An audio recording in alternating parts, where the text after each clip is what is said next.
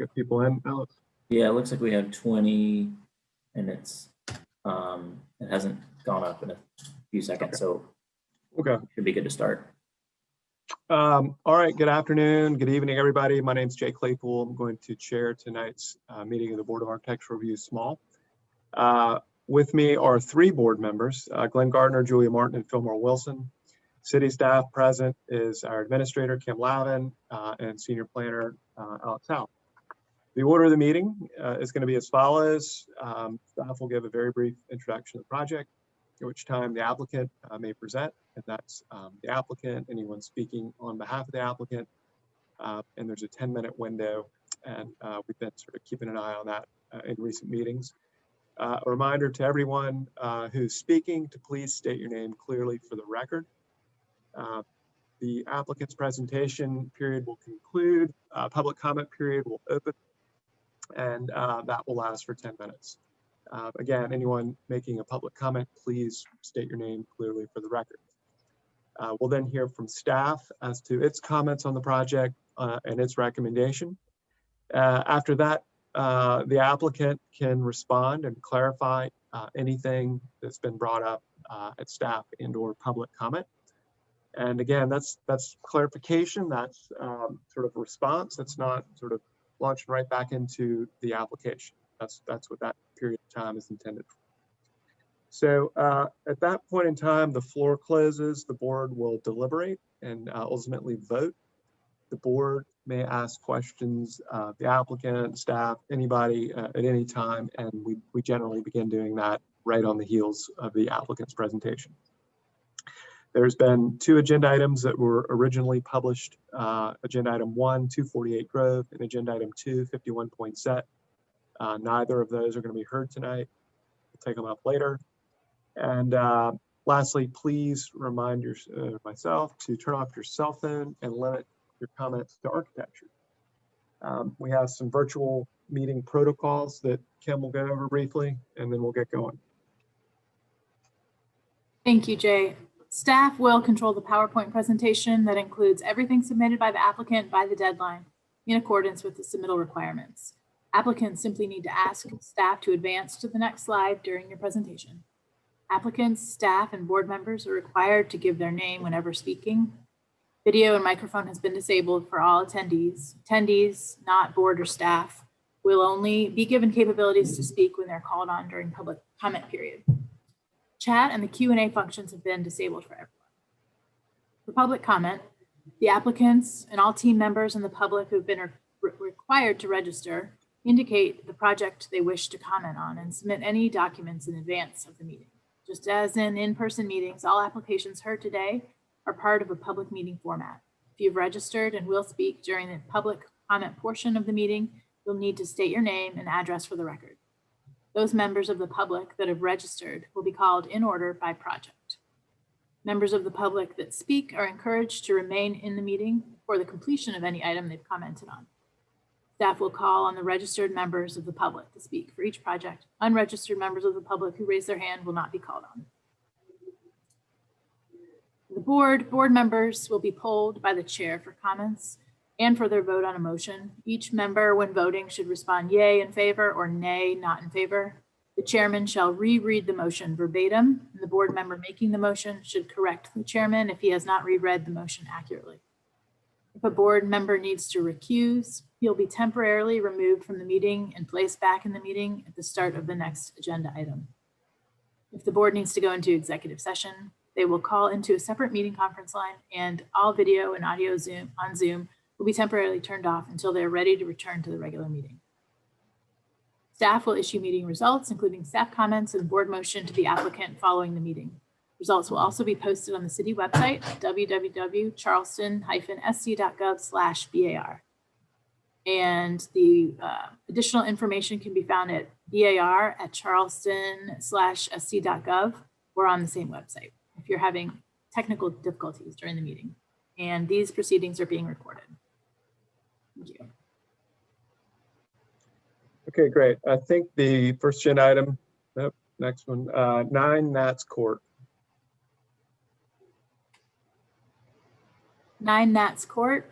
is requesting approval for complete demolition. The building isn't rated in the west side neighborhood, circa pre-1944. That should be corrected to pre-1902 in the historic materials demolition purview. Here's a little bit of context for you. In the middle of the block, north of Noonan, Ashley, Fishburne, and Rutledge Avenue, just north of the crosstown. The 1944 Sanborn map. And if the applicant is here, take it away from here.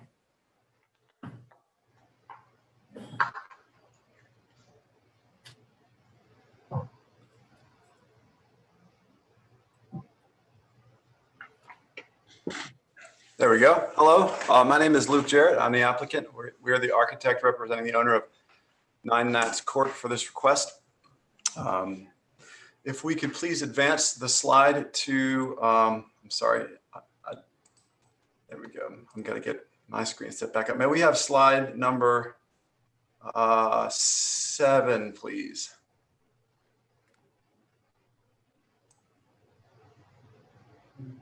Is that right?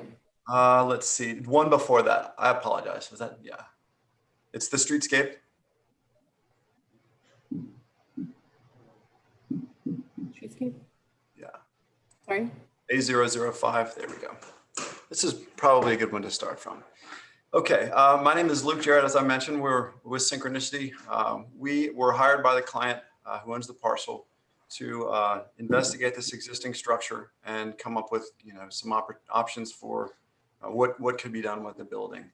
Our initial effort started with research for the structure. As you've demonstrated, the building shows up around 1944, before 1944 in the Sanborn maps. The site was populated with a different structure earlier on, so somewhere in between 05 and 44.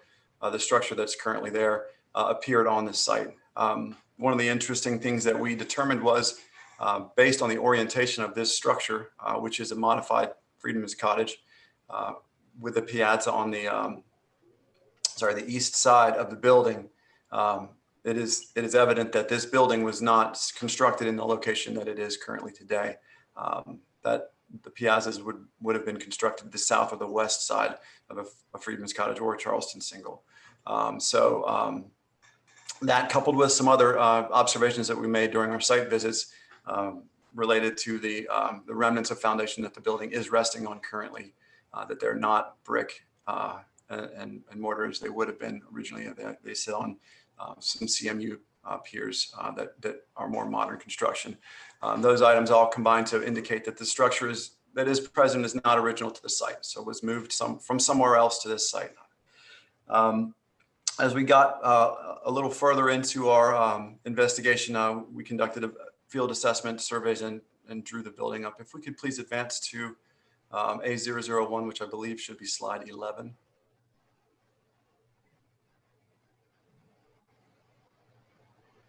There we go.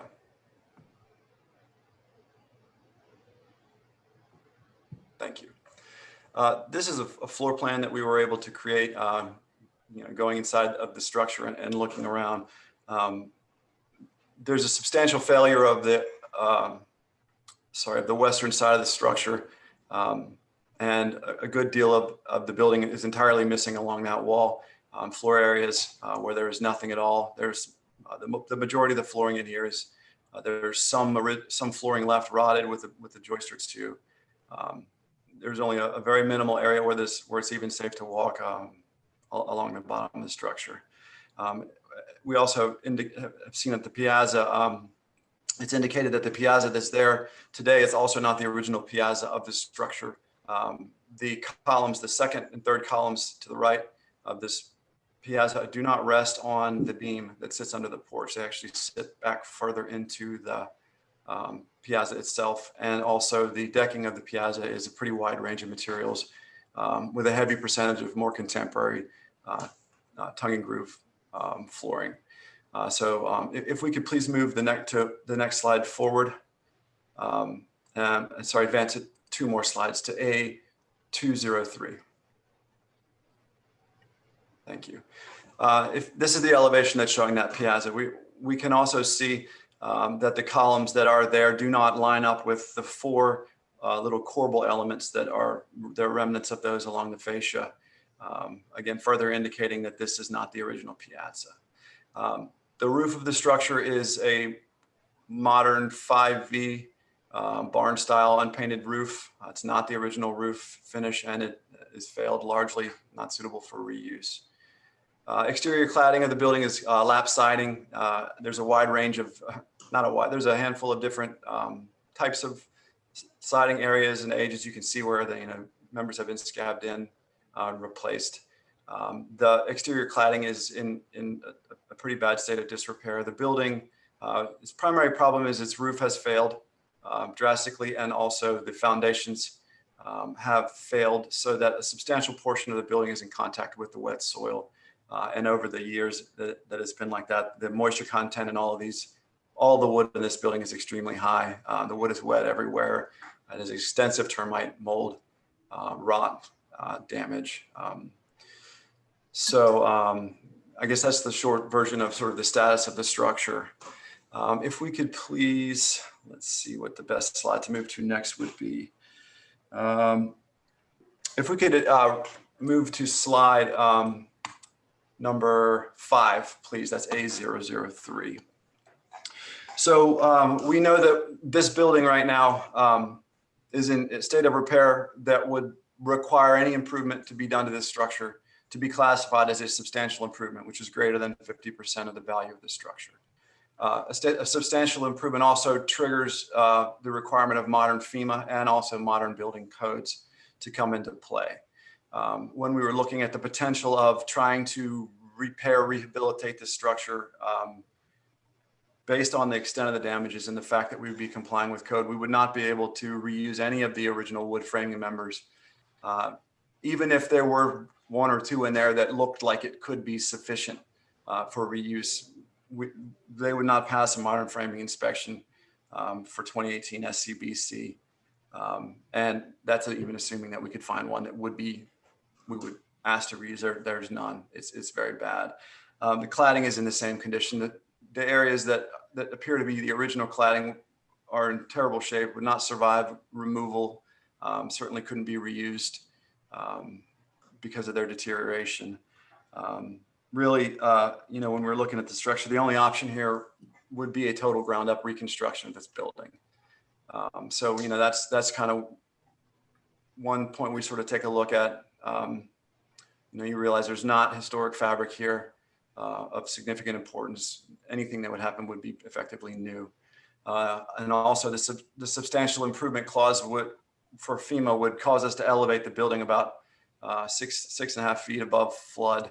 You can see a dashed line in the elevation that's on your screen right now. That would show where the finished floor would be. So not only would we not be able to reuse any of the original materials of this structure, we would also have to completely obliterate its historic massing. So it would have really no character or context that would even remain. And these are requirements that we're not able to get around. We reached out to the South Carolina Historic Preservation Office to check on the status of this building for its applicability for a historic structures variance. Unfortunately, we do not fall in any of the areas that would allow us to do that. We are outside of National Historic Register areas on this site, and this building is not listed as an individual structure. So there is no opportunity to get a historic structures variance for this building, which would allow us to at least keep it, to its original massing. With all this information in hand, and then again, if we could return to the slide A005 that demonstrates the streetscape.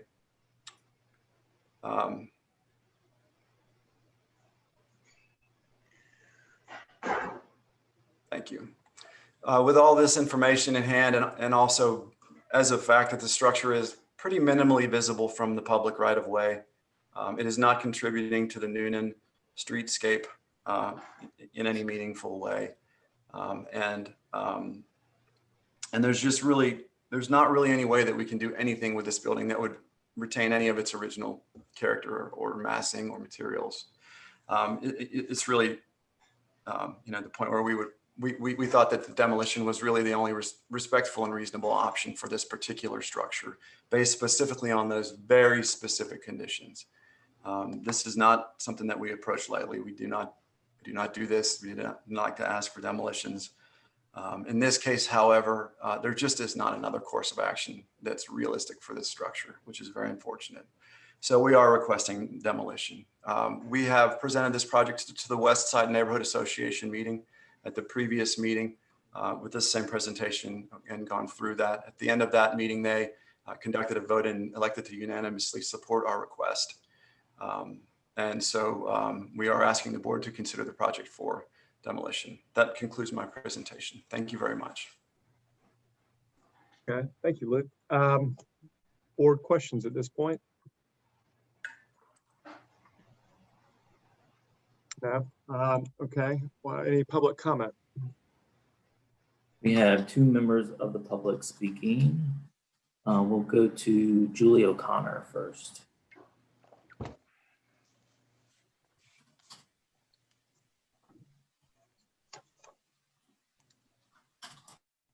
Thank you. Julie O'Connor with SOS Charleston. We want to thank the applicant for taking the time to discuss the project at the site visit this morning. It was certainly enlightening, although heartbreaking. This house was built sometime between 1897 and 1902. 2 parcels were subdivided into 5 lots that ran north-south in 1920. A house identical to this one is on the 1902 Sanborn maps, and the lots were oriented east-west at that time. It is our assumption that the house was bridging 2 of the new lots and was therefore rotated to its current location. This would explain the unusual orientation of the piazza. If the building was constructed in the mid-20th century, there would have been a building permit, as the city has permit records dating back to 1932. It is clear that the historic fabric that remains on the building is almost completely destroyed and not salvageable due to the length of time it was allowed to deteriorate. We beg the city to rewrite the demolition by neglect ordinance to better protect these structures and increase funding for the BAR to hire an enforcement officer to catch these cases well before they get to this point. We ask that the city prioritize the reestablishment of the Demolition by Neglect Task Force and implement meaningful reform when it comes to protecting our historic resources. If we do not take action now, the BAR will be seeing at least 1 application like this every meeting. With every demolition, we lose a piece of our history and of the story of Charleston and its people. Thank you.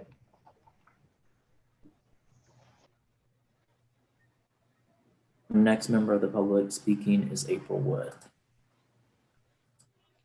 April Wood, Historic Charleston Foundation. Good comments by Ms. O'Connor. We agree. Historic Charleston Foundation has reviewed the request for the complete demolition of the historic building at 9 Nats Court. We appreciate that the applicant has reached out to HCF about this project. We are sorry to see the structure in the neglected condition that it is in today. This building contributes to the historic character of the neighborhood and is the last remnant of the historic court. With effort, hopefully it could successfully be rehabilitated. It is therefore important that this historic structure is retained. We recommend denial of the application. Thank you. Okay, Alex, no more public comment, right? No more public comment. Okay, how about staff comments and recommendation?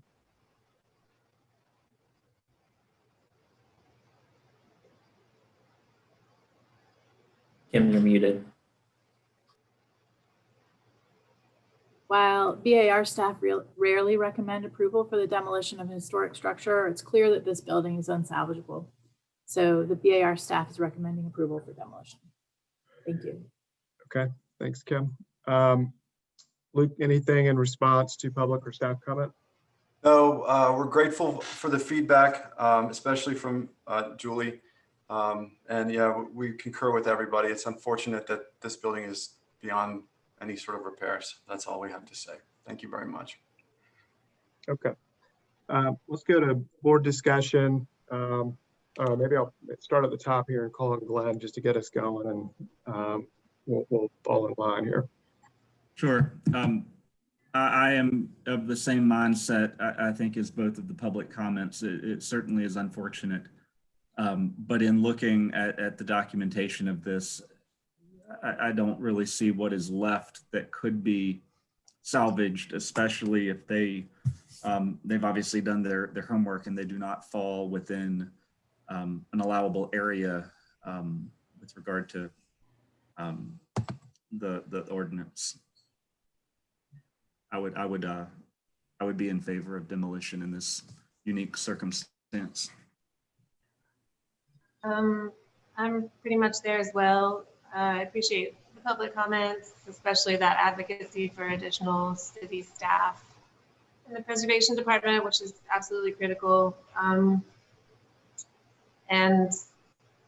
you know, it sounds like the current owner has had this property for a little while, but I think it's evident that it was that it's been in this condition for longer than that. So I concur with staff, and I can go ahead and make a motion for approval of this demolition request. Unless anybody else wants to comment, that sounds fine. Billmore, do you have any dissent to that? No, I agree with Glenn, with you and Julia, and with staff. You know, there's nothing here to say but the form, and that's really not quite possible in this circumstance. So I'm in agreement. Okay. Glenn Gardner, I'll second Julia's motion.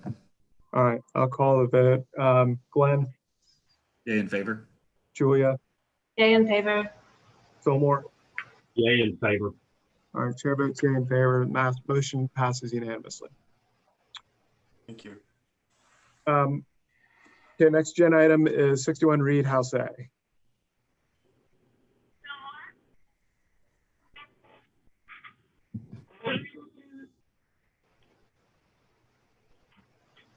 "61 Reed Street is requesting conceptual approval for a new construction of a duplex at the front of the lot.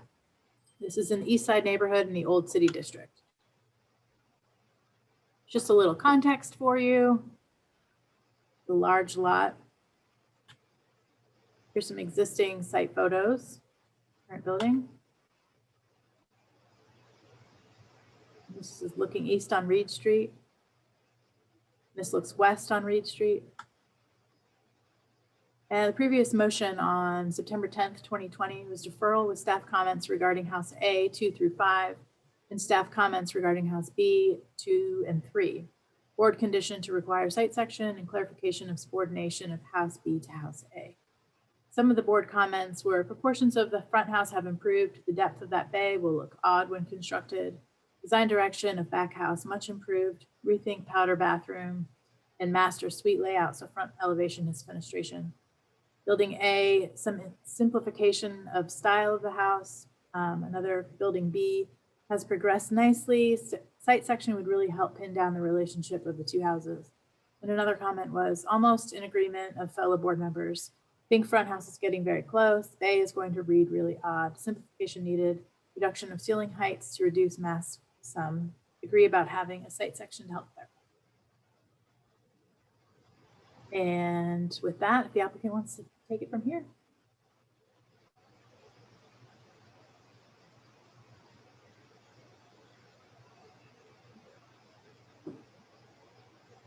Yes, can you hear me? Hey, Kevin. Yep. Evening. So everyone has seen this before. We can probably run through the overall site condition slides if you want to move through the existing conditions, and we got approval for demolition previously. You can keep moving. So the location of the two houses on site. This is a submission for House A. Next slide.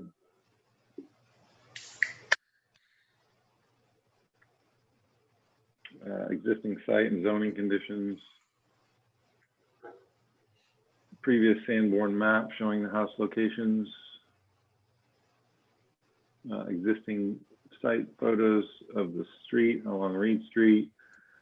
And then also from Nassau Street, where you can have potential slight views into the lot, and also from Nassau Street and from South Street on the south. So this is only for House A submission. Next slide. This is the original proposed floor plan, and then the next would be the previous proposed floor plan, and then the current proposed first floor plan, taking out the bay window on the front. Same thing for the next 3 slides, the second floor. Not a drastic change from the previous submittal, and the same for the roof plans.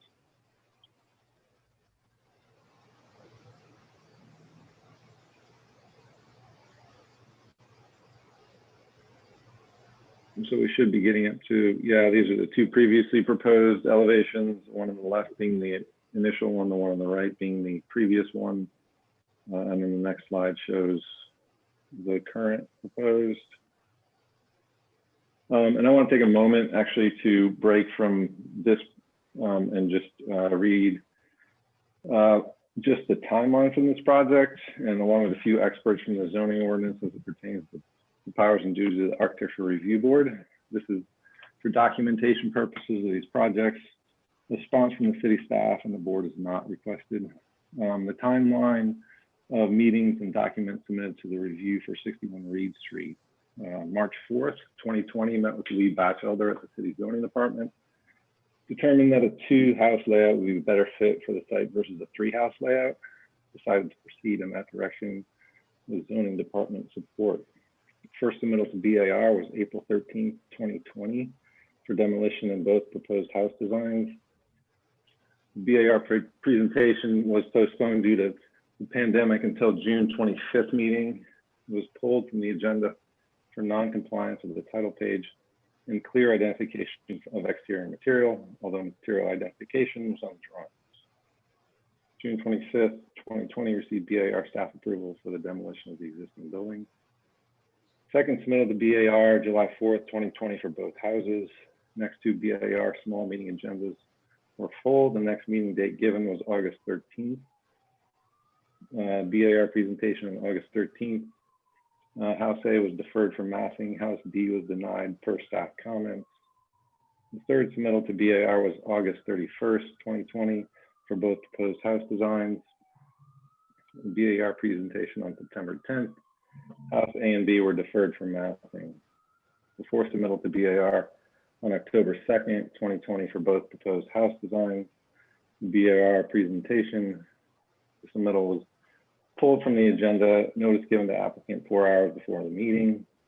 The fifth submittal to the BAR, October 19th, 2020 for both proposed house designs. This is currently our 5th submittal for conceptual review. The overall height of the house has been reduced by 1 foot 2 inches for house A from the original submission.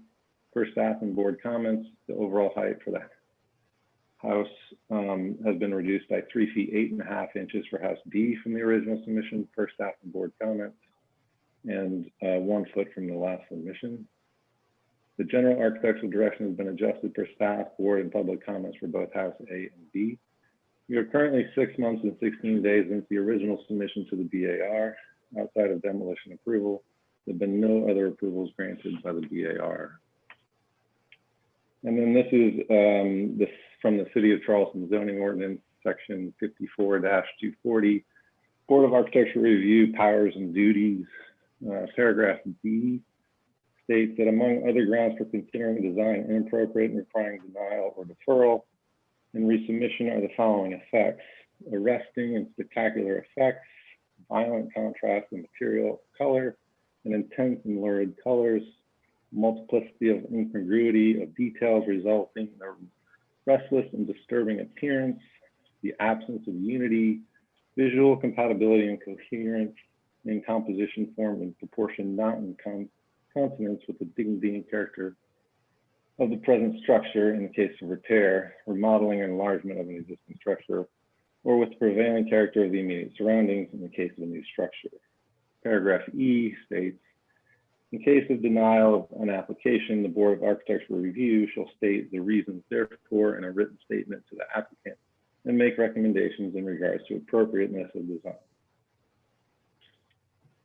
So on to the current submission, we've taken the design of the historic house for house A, simplified it per recommendation by the board and staff, and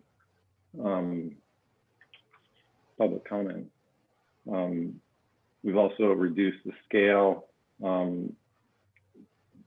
based on the recommendations from city staff and board. This is the elevation facing Reed Street. If you want to move to the next sheet, these again, the other two elevations, both the original proposed elevation on the left and the previous proposed on the right, and then the next sheet shows the current proposed with simplified detailing and similar materials. Next page,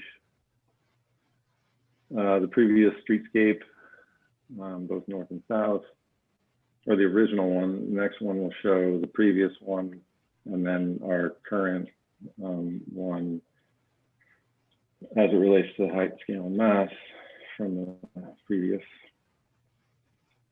And then I think the last page is a site section looking both directions and how the buildings relate to each other.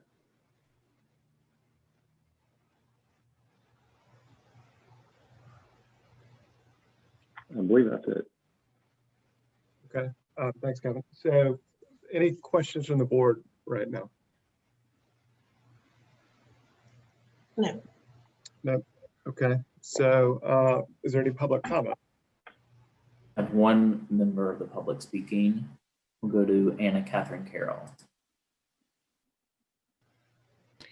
Thank you. Anna Catherine Carroll with the Preservation Society of Charleston. First, we do feel the architecture is moving in the right direction, and we appreciate the simplification of details. However, we generally still think the design deserves another pass to be more aligned with the contemporary direction of House B at the rear, which we feel more appropriately reads of its time. Two specific items we will point out are the lower windows on the front facade are underscaled and should be taller, and the side lights on the west elevation doors are unsuccessful and should be removed. Thank you. Okay, Alex, if there's no other live comment, we got a letter. Staff, y'all have shared it with the whole board. It contains some pictures that are referenced in the letter. I'll read it. It's from the owner of 22 Nassau, the property that runs essentially perpendicular to 61 Reed, that was purchased recently by Christopher D'Amato. His concern relates to the trees on the lot. The one demarcated as a 10-foot elm is shared by my property, and our fence is built around it, as viewed in the picture attached to this email. I want to ensure that the tree would not be removed. I also want to know what the plans would be for the 10-foot devilwood and the 13-foot hack. Will they be removed or not? Also including a picture of the view of the trees in that part of the lot that would be where House B is located. As you can see, there's quite a large tree there. Perhaps it is the one noted as damaged on the drawings. Currently, this tree is providing a home for bats, which we see regularly at dusk. I just want everyone to be aware of this and to note how the demolition of the tree would disrupt parts of the current ecological system. With the undamaged 25-foot oak tree remain on the lot. Nicole Sussman is the writer. Alex, no other public comments? No other public comment. Okay. Kevin, so let's go to staff comments and recommendation. Thanks, Jay. We have a couple comments. Massing and proportions are out of scale with the context of the streetscape. Previous comment to restudy fenestration was not addressed, and the fenestration remains unbalanced. Windows are ill-proportioned and do not meet egress. There appears to be room in the program to reduce the width and increase the window size to better conform to the streetscape. Provide details of how house will transition to sidewalk. Restudy transom hood detail over entry door. The piazza roof under cornice of main, tie piazza roof under cornice of main roof instead of concurrent to. Eliminate side lights on rear door on the west elevation. The windows visible to the public right away should be double hung. Eliminate single sash on west elevation. Provide shutters for east and west elevations. South elevation is optional as it's not visible to the public right away. And follow submittal guidelines for final review submission and meet with the staff if necessary. We don't really want to defer this application. Again, I feel like these comments and working together, we can we can move on at the staff level. So we want to give conceptual approval with staff comments and final review by staff. Thank you. All right, thanks, Kim. Kevin, is there any response to public comment or to staff comments? Yeah, just quickly appreciate city staff meeting and talking about this project. I believe as well that we can work through these issues and others that the board might have a conversation about. And happy to meet the neighbor on site or to discuss trees. I don't have those pictures in front of me or which trees he's referring to. So, but open to having a discussion and a meeting about those. Okay, so let's do this. Let's go to board discussion. Maybe Alex, just as an aside, if you could share the pictures with Kevin, then he can take that up on his own. And we'll focus on our purview, which is the architecture. And so does anybody want to kick us off? Maybe I'll point to Julia, see if we get going. Sure. I would like to start with a quick question for staff about comment number 1. Oh, are you still there, Kim? Yep. Is that just a comment? Are you hoping that is trying to achieve something? You know what I'm saying? It seems like a substantial comment, but I do. Observation. Think building needs to be needs to come in a little bit somehow. Throughout this process, the building got 3 feet wider, and I'm assuming we talked about it, but between I think second and third iterations. And now that it's brought down to a subordinate height and context with the rest of the neighborhood, it's just too wide. Gotcha. Okay, thank you. Well, I feel like staff has done a good job of enumerating some key refinements that can be made as you move forward, and that I would agree with staff that the applicant and staff can work these out.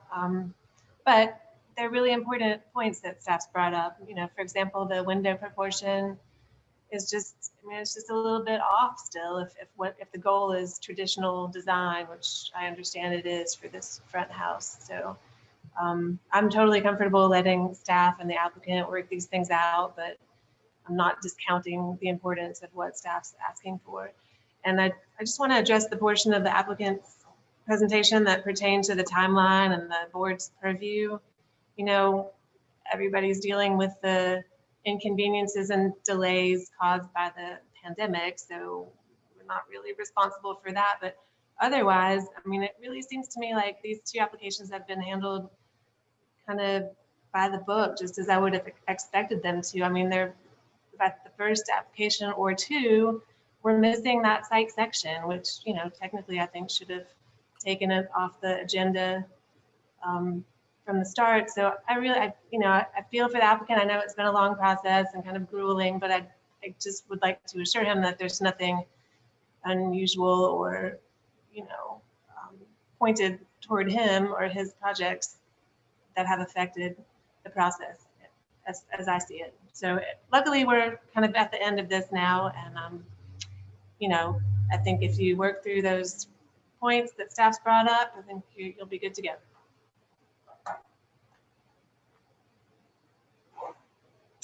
Anybody else want to tack on? We got two thoughts if nobody else has anything else. Julia, I'll just add, I thought it was a little unusual sort of with this type and maybe nebulousness of the comments to recommend conceptual approval and then final review by staff. I hear Kim loud and clear that and you that we're comfortable with that. But just to, you know, to your point about trying to work with the applicant and understand that, to me, that's a big deal for us to do something like that, to take a step like that. Yeah. So I understand why, and so I'm willing to do it, but I just wanted to tack that on. Yeah, you know, I take your point. I do, and I don't know really what the disadvantage would necessarily be of us seeing it back as a final design, you know, because it's a lot to put on staff's plate for them to work through all of that.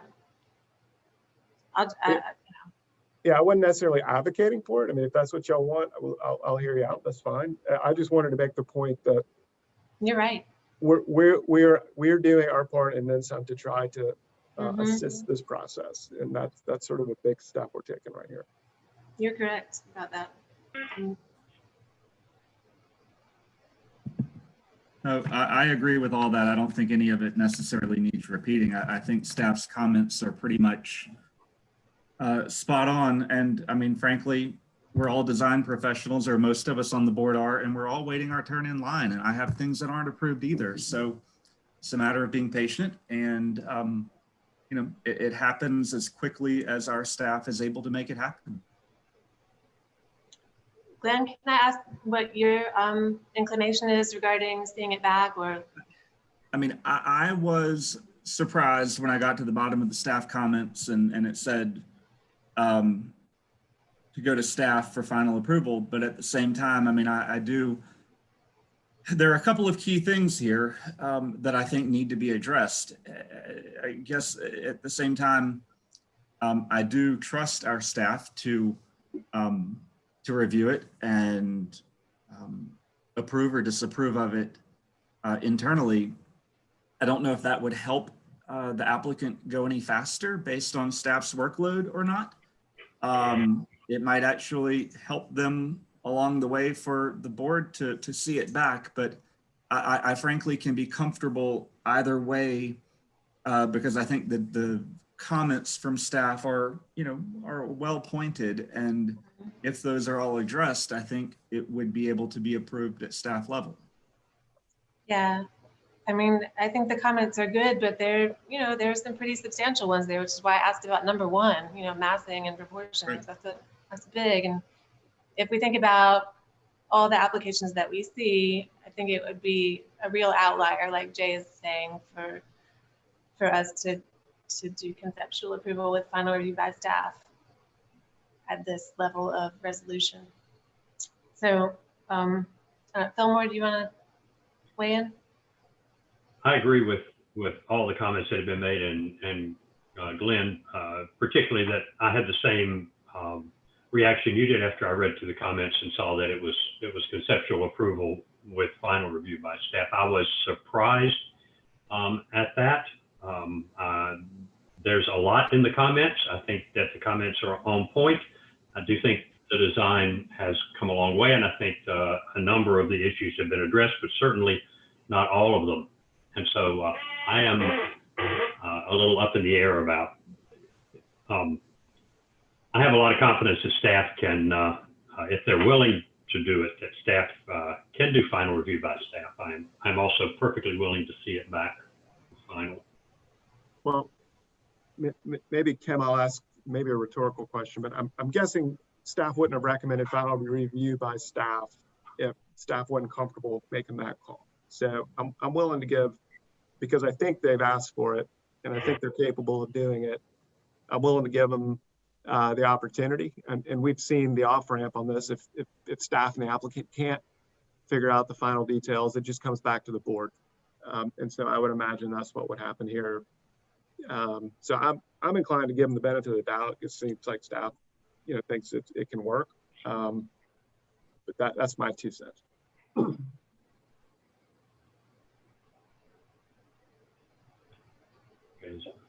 Anybody sort of strong opinions the other way?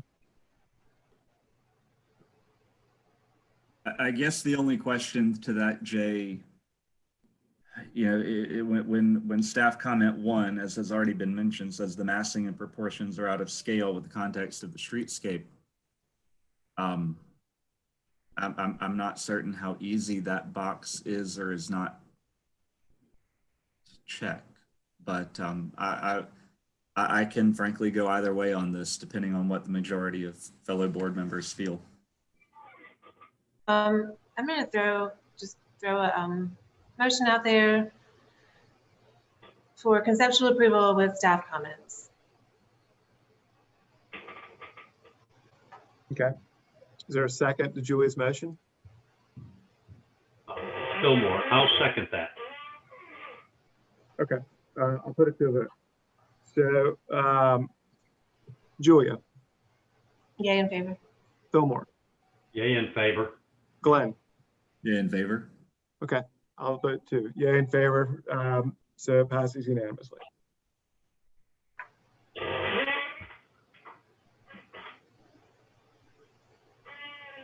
All right, so let's go to House B, 61 Reed. Right. 61 Reed Street is requesting conceptual approval for the new construction of a single-family house at the rear of the lot. Same applies, East Side, Old City District. Here's the aerial image. Previous motion was for deferral with staff comments regarding House B, 2 and 3. Board condition to require a site section and clarification of the subordination was on September 10th.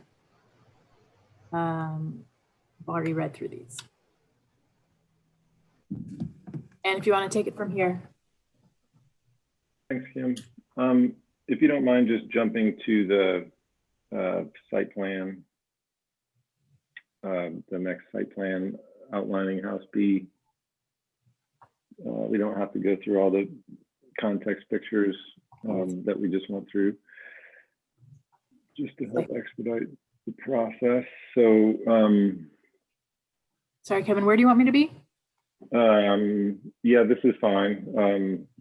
Essentially, the floor plan has changed very little. You can actually go to the front, the elevation pages, 200.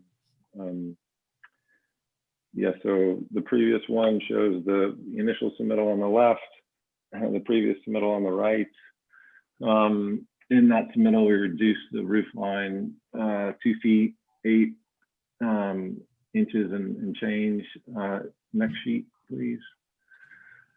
And so in this submittal, we reduced the massing of the house another foot, as well as added a window on the front tower element that faces the street on the ground level to provide a little bit more symmetry to that mass. Other than that, the detailing is the same. Materials are the same from the previous submittal. Next page. South and east elevation of the first 2 submissions. Next page. And then our current submission with very little change here, other than I think the location of the front door, and again the lowering of the roof height from the last one. And then the last pages show again the street elevations of the last 2 submissions, and then the current submittal, as well as the site sections showing the relationship of the 2 houses. We do feel like the back house is subordinate, and has always wanted to be subordinate. I know there's this question of how far tucked in it should be because of the way that the lot is configured and the depth of the lot, as well as the vegetation on the site. You know, the idea of this thing extending to the east slightly past the plane of the front house, in our opinion, still makes it a subordinate in nature and not not incongruent with other typologies in the area or in Charleston. I've had conversations again with staff about this, so I believe that's all. Thank you. Questions? I just have one question for Kevin. I don't see it called out, but what is the material of the main volume of the house? What is the cladding? Stucco. And then that's on frame. Yes. And I guess there would be control joints and stuff that you'll figure out at some point. We would. Thank you. Alex, how about public comment? No public comment on this one. All right, how about staff comments? The building is subordinate to House A as per BAR guidelines. The drawings require further development in detail, sills, trim, dimensions, etc. The windows are quite large, restudy and dimension for further review. Ensure compliance with submittal guidelines. The staff's recommending conceptual approval with staff comments in final review by staff. Okay, Kevin, you want to clarify or respond to anything? No, I'm good. Thank you. All right, how about board discussion? Anybody want to kick us off? Did you say me? No, Yes. whoever. Oh, sorry. I couldn't go ahead. Yeah, I mean, Fillmore, go for it. I called on you, correct. I'll start off. I wasn't asleep, I promise. I agree with staff. I mean, there's this one I think has a lot less development in sort of height, scale, and mass than the front house. The staff comments obviously pertain to details on the windows. So my one comment is that the drawings really are quite schematic, and but I'm assuming staff can work that out and get the details they need on the drawings. So I'm in favor of staff's recommendation. I am as well. I really like this little design. I think it is clever, and I like the proportions. I feel like the windows are appropriate. It's just maybe in comparison to the front house, which has unusually tiny windows, that it looks odd. But I like this design. I think that entry that's sort of hidden has the potential to be a really unique and enjoyable experience if it's detailed properly. And I'm just always scared of stucco on frame. I just, I don't think it works really well or ages well. I mean, in theory, it'd be nice to have a nice uniform, plain finished without any details, but that's not really what it is. So that does scare me a little bit. But in terms of the overall design, the concepts, I think it's really nice, and I think it's fine to be a dependency sort of secondary structure on this lot. So I agree with staff. Any other comments? And while anybody's thinking, so Julia, you're kind of like agree with staff other than staff 3? Yeah, about the windows. Okay. Anything else? Anybody want to make a motion?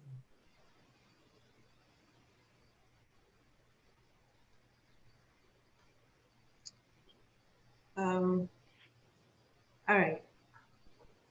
I might leave comment 3 about the windows in there, only because they might have some residual effect on the front house, if that's okay. So I'm going to say conceptual approval with staff comments and final review by staff. Okay, Julie's made a motion. Is there a second? Glenn Gardner, second. Go ahead.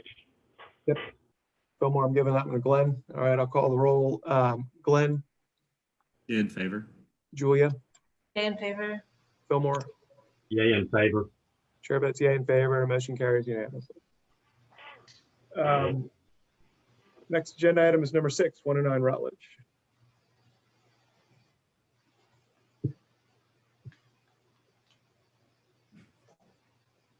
(109) Rutledge is requesting conceptual approval for renovations to the existing outbuilding. It's category 3 in the Charleston Village neighborhood, circa 1914 in the old historic district. For some context for you, it's located on the west side of Rutledge, south of Bennett.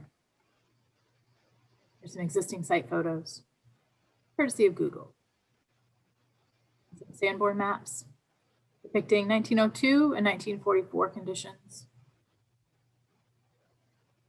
The previous motion on August 27th was conceptual approval with staff comments 1 through 6 and board comment to eliminate second-story porch on front in favor of covered one-story porch, and final review by board.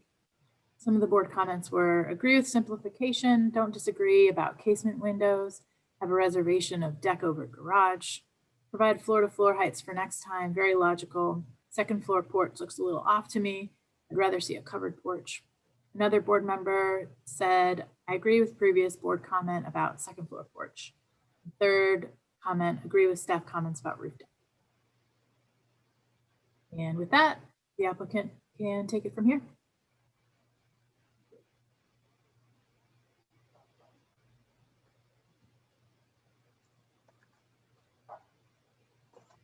Thanks, Kim. Can y'all hear me? Yes. Yes. Yeah. I'm Ashley Jennings. I'm representing my client. Can we move to the plans, the site plans first? Oh, let's go back to these. Can we go back to the photographs actually? All right. There you go. Thank you. So the discussion last time was to eliminate the walkout terrace that we had over the one-story element and to reconsider the porch element. And we're back tonight with the porch element just for reconsideration because of the door. There's a door on the second floor that's there. I know it's odd, but it's been there a long time, and we'd like for the board to consider the porch element with that door as a walkout porch. But we've actually changed the scale of the porch and removed the walkout terrace. So let's move to the floor plans. So here's the site plan. Once again, the only change in the site plan is that we've reduced the width, the overall width of that porch element. And then move to the next drawing, please. And you can see here, porch element on the, we're still showing a second floor terrace element that comes out over the first floor. And on to the next one. And so here you can see our proposal. There was some discussion at the last meeting from neighbors about concerns about privacy in their yards, being able to view from this carriage house into neighboring yards. And so the idea was to remove the terrace element over the one story and to then once again shorten or narrow the width of the porch element across that facade. Into the next slide, please. And you can see that there's no element there anymore on the terrace element on the one story. Next slide. One of the staff comments had to do with the existing hoods that were over the windows, and you can see the hood that projects on the east face of the building that was removed. And in a discussion with staff about that, we decided that we would prefer to have operable shutters, and to replicate those existing hoods would mean that you couldn't put an operable shutter on the windows. Next slide. Once again, you can see that hood element. Next slide, please. So here are the existing and proposed of the from the streetscape. Next slide. Existing and proposed, as you can see down the driveway. Next slide. And this is the previous proposal and the current proposal. So once again, you can see the narrowing of that porch element. Next slide. Previous and current proposal with the narrowing of the porch element and also the removal of that terrace element. Next slide. The removal of the terrace element in this one. Next slide. Oh, that might be it. All right, I think that's it. Does anybody have any questions? Questions? I do. Ashley, is part of this somehow increasing the height of the structure from the existing? I wasn't here last time, so I apologize if you already went through that last time. Right, I apologize. I didn't bring that up. We are showing, you can see the dashed line here on these elevations. We are proposing to raise the structure a little bit. Kim, can you go back to the elevation, been A4.1. So we are proposing to raise the structure a little bit. Right now, the entry element, I don't know if you can see on the lower elevation, the floor level is actually subgrade on the structure. And it's just a dirt floor right now. And there's a lot of sill damage. And so the idea is to actually raise the structure enough to put a slab that would be just slightly proud of grade, Mhm. and then to create some sort of curb element there to give new bearing to that framing. That's going to be something that I hate to say it's going to have to be decided in the field to some degree. I mean, I think with the intent that the board recommends, but the idea that there's going to be some amount of sistering on every single stud on the house, the sill is completely gone. So the idea is to give enough room there to create some new way to sit the building back down on a slab. And so you can see that we are proposing I think it's a 1'6" raise of that structure just to get it to where we can set it back down. And then I'm curious, the grade elevation there is, I mean, if you did want to make it compliant with FEMA, like how far are you off? Because that's not referenced on here. We're about 8 feet off. Okay. I mean, we're really technically a full story below base flood elevation here. And the idea is to get a FEMA variance for the structure. And I was just going to ask, because I know they've been a little more vigilant and discretionary about how they're reviewing those things. Have you just confirmed that with the age and condition of this building that you can get that? I hope so, but I'm just curious. I didn't know that they had been more restrictive with that lately, but this is a property that the Historic Charleston Foundation has an easement on. They're very concerned about maintaining it. So I would hope that it would be considered historic and worth granting the FEMA variance. I hope so too. Cool. Thank you. Ashley, it's Glenn. I just have one question. So the 18-inch raise, when I'm looking at the ground floor and the door to walk in, am I confused with the 18-inch? Are you walking into a foyer that then steps up, or am I interpreting that 18 incorrectly? I know it's a little confusing. The idea is you can see that the ground floor elevation now, we have a new ground floor elevation. The idea being that to some degree, the siding at the bottom of the building is gone, right? There's not much left of the siding that's in contact with the ground. And the building's gonna have to be raised just to repair the sill, right? Does that make sense? So Yeah. they're gonna take the building, they're gonna put it on some sort of bracing and raise it up in order to cut every single stud, remove the damaged sill, and then set it back down. And when they do that, there's gonna have to be some sistering that happens to create good bearing at the bottom of those studs. So the idea is we've given it a little bit of a gap, 1'6". That could be something that the board says, you know, if you wanted to limit the amount, but the idea is to give us enough room there to do the work that we need to do and then to set it back down on the slab. So yes, the building is growing essentially by 1'6" at the bottom to accommodate that move. The idea being that there'll be a new sill there, and there'll also be some sort of concrete curb or foundation that comes up for that new sill to sit on. And so it's possible that the sill of your front door might be a little higher than what you're showing here, right? Right, but the intent is not to create a crawl space there, to put it slab on grade, to reference the way that the building sat on the site previously.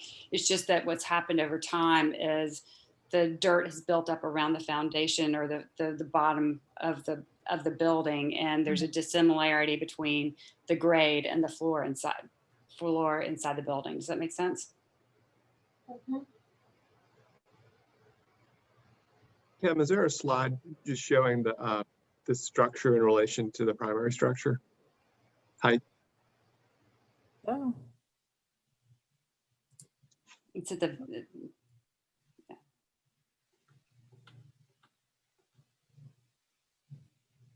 Okay, thank you. Any other questions? All right, so let's go to public comment. We have one member of the public speaking. We'll go to April Wood. April Wood, Historic Charleston Foundation. HCF has an easement on 109 Rutledge Avenue. We have reviewed and approved of the proposed alterations to its easement property. We believe that the applicant has addressed the concerns of the BAR, and we respectfully recommend approval of this application. Thank you. Alex, if there's no other live comment, I'll read a couple of letters we received. Or is there one? No? No other live comment. Great. So first letter, my name is Joe DePore. My comments have already been submitted. Our concern remains, number one, the height of the building on our lot line. Number two, the grand tree not more than 2 feet from the lot line in our backyard. Number three, the zoning issue is this is a 1 or 2 family lot. Potential use may violate zoning. We reserve the rights as all rights as neighbors on the lot adjoining the property to file necessary pleading to have a court determine if a zoning violation will exist if a dwelling unit is permitted. Number four, we object to the porches on the front as this is a historic building and the second floor porch is not appropriate, not a character. I'm out of town on business and will not be present for the meeting. The next letter comes from Tom Bax and Jack Meese, who write that they at 992 Bull Street remain firmly opposed to any second floor non-original porches on the historic 19th century structure. We request clarification on the number of proposed overall units at 109 Rutledge. Will there be 3 or 4 units? Does the building code permit 4 units? All vertical dimensions have been added to the drawings. They make little sense. Both existing and proposed heights are identical with the exception of the 1 foot 2 inch dimension with an unclear note. Will the first floor be partially below grade? Will the new structure be only 1 foot 2 inches taller? The dimensions raise more concerns. Finally, a balcony located at the outbuilding gives us pause. Since the August 27th BAR meeting, noise at 109 Rutledge has increased significantly. The residents have had countless loud outdoor gatherings to as late as 5 a.m. Second floor balcony would provide 109 Rutledge with more outdoor space for additional individuals to gather during the day, into the evening, late in the morning. While architecture is the primary purview of the BAR, current situation is untenable, quality of life issue for all immediate neighbors. Why would a neighbor support additional living unit or balcony? Okay, so let's go to staff comments and recommendation. The renovations are appropriate and positive and rehabilitate the neglected building. I think the next two Ashley has addressed. The entry door should be resized to relate to the first floor or ground plane and add a porch, flooring, and stair to access the door. Staff's recommending conceptual approval with staff comments and final review by staff. Okay. Ashley, you want to clarify or respond to public and/or staff comments? Yes, I'll go ahead and address the zoning issues. Just I know that this isn't under your purview, but there seems to be a lot of concern about that. I mentioned this at the last meeting, but the intent is to renovate this building. The front building right now, it has 3 units in it. And the intent is to renovate that building, create 2 units in the front building, remove some of the additions and some of the porch infill that's happened on the front structure, and make this the 3rd unit. So from a zoning standpoint, the intent is not to increase the number of units by any means. It's number one, to find a good use for the rear structure and focus on renovations to that structure first because it's in such bad shape. As far as the neighbors go, I wish I could control what the neighbors, I mean, I can't control what the people that are living in that apartment building do, unfortunately. But I think that the intent on my owner's part, my client's part, is to remedy some of this by moving forward with the renovations to the back building so he can complete his building plan for this project. In regards to the confusion with the dimensions for the overall height of the building, the intent is not to try to provide any kind of confusion there. It's just it's a difficult way to document something that has occurred over time. But the intent really honestly is to show y'all and be honest with you that the overall building height will change a little bit as the building is pulled out from subgrade. Okay, thank you. So let's get to board discussion.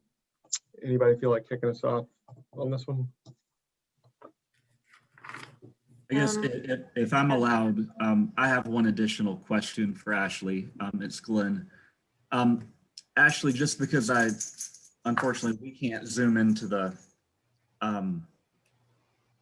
drawings on the Zoom file, and then I'm sitting here trying to go through our Dropbox folder.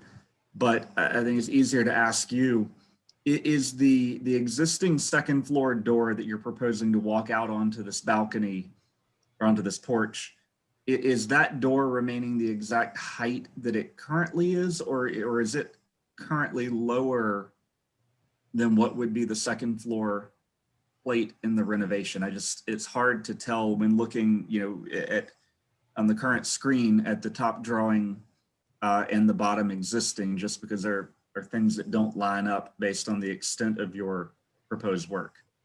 The intent is to leave the door exactly where it is. Okay. And the intent, right now the floor is partially gone inside the building. The amount of measurement we could do inside the building was tough. But the way that it looks inside right now, that door accesses the second floor. And the intent is to leave it in that same condition, that it would access the second floor and be in the exact same spot. And ideally, if we could save the door, we would save the door. So in a quick follow-up to that, in what is currently zoomed up on our screen, to the right of the existing door, what are the little vertical dashes that look like joist pockets or something? I'm just sort of confused as to what I'm reading on the drawing there. There's a board, a siding piece missing right there. Okay. And those are joists. Okay. So if those are joists, then that makes the existing door. Sorry, I mean studs. I'm sorry. Gotcha. Those are studs. Okay. Sorry. Okay. Thank you. Okay, so we were going into board discussion.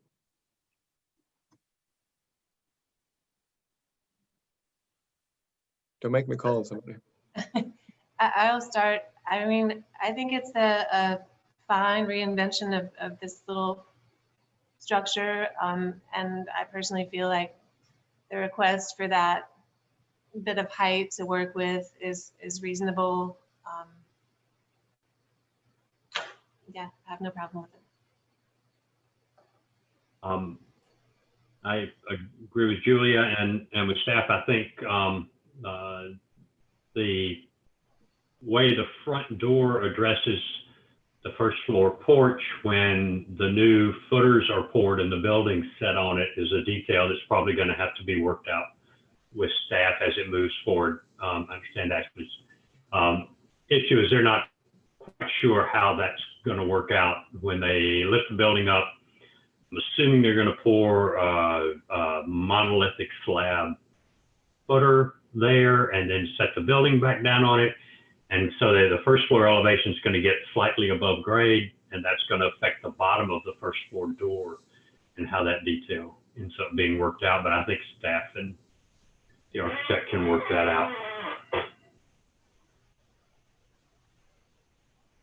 I agree with staff. I asked to see the building's height in relation to its primary building, and it seems to be, in proportion to the primary building and the surroundings. So I understand the need for the additional height. I don't have any other comments. I agree with what's been said. I think it's probably important perhaps to set a not to exceed on that, just so that staff can determine exactly what that finished floor ends up being.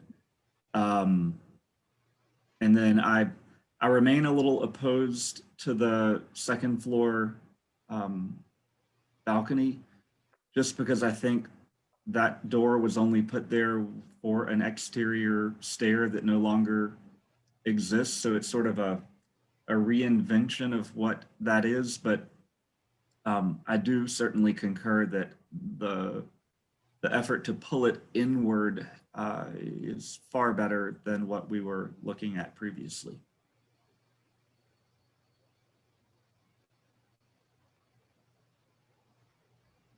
Okay. Anybody want to continue refining those conversations on the porch or otherwise, or are we ready for a motion? Sorry, I had one more question. Are Sure. there skylights in the roof on the back? Did I see that? Are we okay Yes. with that? I mean, generally the board doesn't encourage skylights, especially in a historic building. Did staff have any comment about that? Do not. I don't think they'd be visible from the public right away.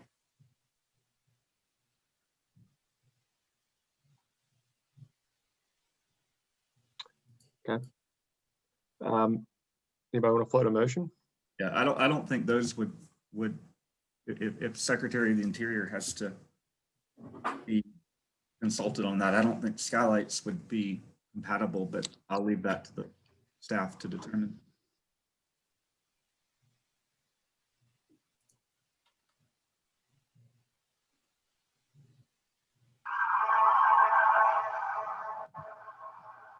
Sorry. Okay, I can make a motion for conceptual approval with final review by staff. Anybody wants to add something to that? I just think clarification, Julia, of the finished floor height is important.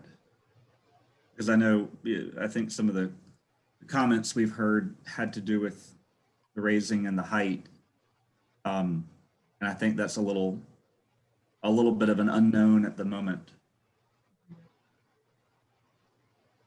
I agree with Glenn on that. I think putting some limit on that as a staff comment might be worthwhile. And to Glenn's point about the skylights, I mean, I agree. If it's not visible from the right of way, we don't have purview. But I guess we could make a board comment to consider not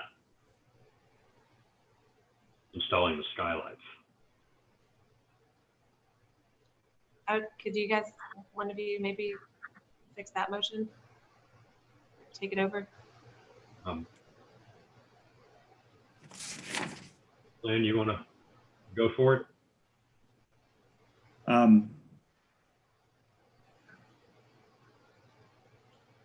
Fillmore, what do you think, given the work that needs to be done, if you were to consider a not to exceed height increase, what's a reasonable cap on that?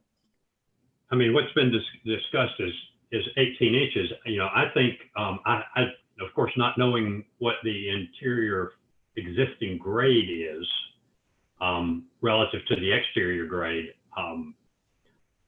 you know, and if the building is currently sitting, which I'm assuming it is if we're looking at the photographs in the base of the building, which fundamentally has no foundation now existing, it's sitting at grade. You'd need to come up, I think, a minimum. The finished floor would need to be probably a minimum of 4 inches, and I would want that to be the slab underneath, and then whatever build up on top of that to create an appropriate finish on the floor. I think anything less than 4 inches above grade on that slab would be unacceptable. So, I mean, they're going to probably have to support the building and whack off the bottom for workroom, and then excavate and pour concrete, and then reframe the building down to the slab. So, you know, the building is pretty subordinate. I think if you had, you know, if you ended up with a building 12 inches higher than existing grade, I think that would be a gracious plenty. Well, let me ask a question. Are we making more of this than we need to? I mean, right now the drawings show a 1.5 foot elevation increase. And so I'm sure there's some sort of, you know, a few inches of grace in there, but if the building ended up being, you know, 3 feet or 4 feet, I mean, that's not what we've approved. I mean, that's just going out and building a building that, you know, hadn't been approved. So, I mean, there's already sort of an inherent check in the whole process on preventing something like that. You'd have to come back through. Yeah, I think, Jay, to me, it's more of just keeping that ground floor relation of a building that has always been on the ground. It shouldn't be up in the air. Okay. So I'll try to revise the motion from Julia. So I'll make a motion for conceptual approval with staff comments and a board comment for the finished height to be clarified with staff and not to exceed 12 inches above the current height, and final review by staff. Glenn, did you want to maybe omit the staff comments? I think Kim said 2 and 3 were no longer. Well, yeah, I mean, I feel like I feel like 3 is applicable. Okay, keep it. I'll second it. All right, so make sure I heard you right. So you made a motion for conceptual approval, staff comments noted, and board comments to consider removing. Did you say to consider removing the skylight? I can't remember if that made it in there. And number 2, that the finished height is to be clarified with staff and not to exceed 12 inches above, the drawings approved. I did not put the skylight in there because I think that boils down to an easement holder, and if they're doing any kind of tax credit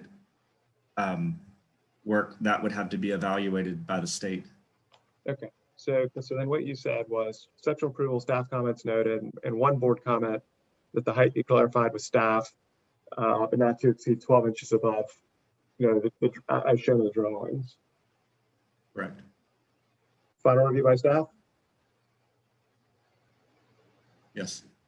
All right, final review by staff. All right. Is there a second to that motion? I'll second that. All right, I'll call a vote. Glenn, Yay in favor? Julia, Yay in favor. Fillmore. Yay in favor. All right, chair votes yay in favor. Motion passes unanimously. Thank you. Next gen item is 62 Queen. 62 Queen is requesting final approval for a mural on the eastern facade.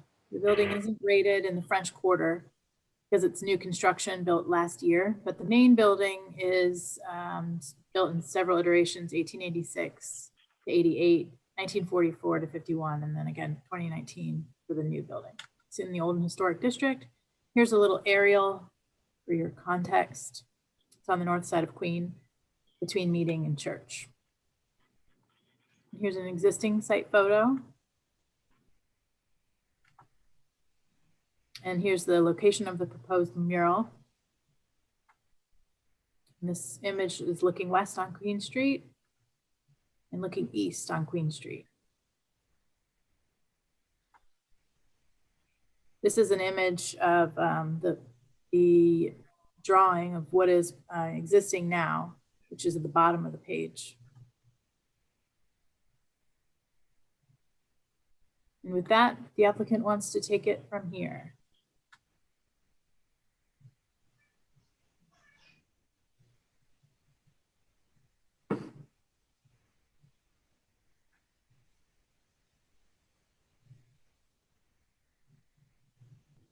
You hear me? Yeah. Yes. Okay. I'll try to put the video on as well. Okay. Well, I'm just going to say a few things about Queen Street, which is, one of the more eclectic arteries from east to west. I mean, there's hotels, galleries, restaurants, stores, residential. There's even a mural a block away from this site.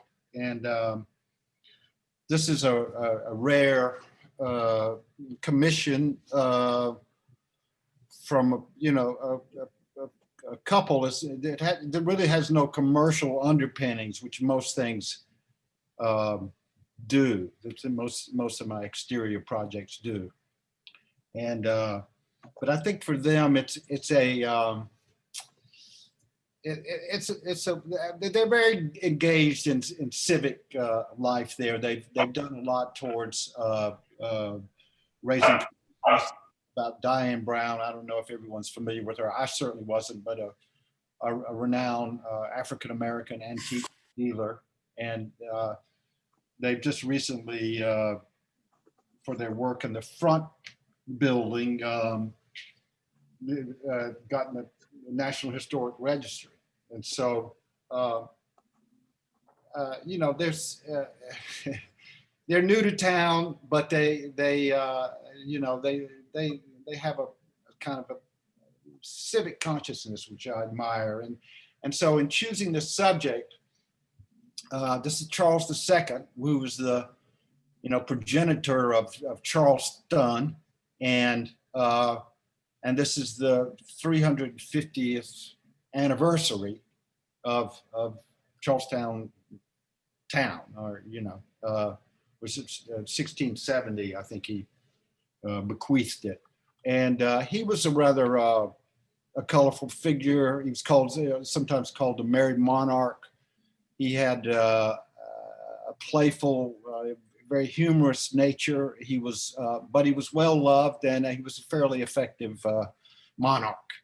And so I think with this image of him, I spent a good bit of time trying to impart some of that, you know, personal charm, I think. And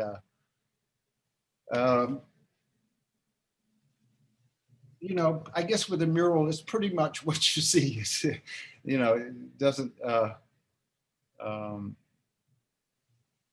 what you see there is what we're talking about. We considered it times including more of an information about him, but now we've sort of reduced it down to just his namesake, or his name on that seal.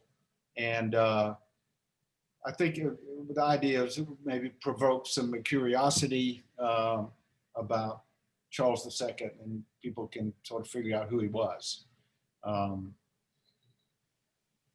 And I think that's it. Okay. Thank you, David. Any board member have any questions right now?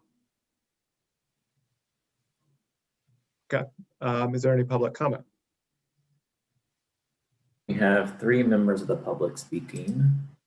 We'll go first to Stephanie Wilson Gentile. Let's see, and you'll just need to unmute yourself and then you can speak. Hi, can you hear us? Yeah. Hi, thank you for allowing us to speak. I'm with my husband, Michael. So this is Stephanie Wilson Gentile and Michael Gentile. We're at 54 Queen Street, very close to 62 Queen. While we appreciate the work that the owners at 62 Queen have done, and they have done a marvelous job on this building, I personally do not feel that this mural is a good aesthetic for the French Quarter Neighborhood Association or for the city of Charleston. And I'm going to turn it over to my husband to speak a little bit more. Thank you. Yes, hi, good evening, and we do appreciate the time. And as my wife Stephanie indicated, our comments are not a reflection on the talent and capability of the artists there about this particular mural. To give you perspective, we're at 54 Queen Street, which is 2 doors down. The one building in between us is a single-story building. And so from our 2nd floor, we have a continuous unimpeded view of this wall, and we would have a continuous unimpeded view of this mural. And a mural of any kind really needs to be chosen with great care. And it will change greatly the look, the feel, the traffic flow, the character of the area. Traffic flow, people will stop and look at this thing, and people will stop and stare. And horse carriages on tours which go by, they will stop and stare at this. And so we must choose it very carefully. And while some mural might be suitable, this is not it, in our opinion. It puts garish colors on a historic building that will be shocking and jolting every single day. It also depicts someone who looked down upon Charleston and its people, and this mural would be doing the same. He is by no means a revered character in our history whom we named the city for, but was instead a fearsome ruler who imposed his will on us. We can't remind ourselves of that in this very shocking way. And we oppose this most rigorously due to its subject, its style, its size, and its placement on this historic building. Thank you.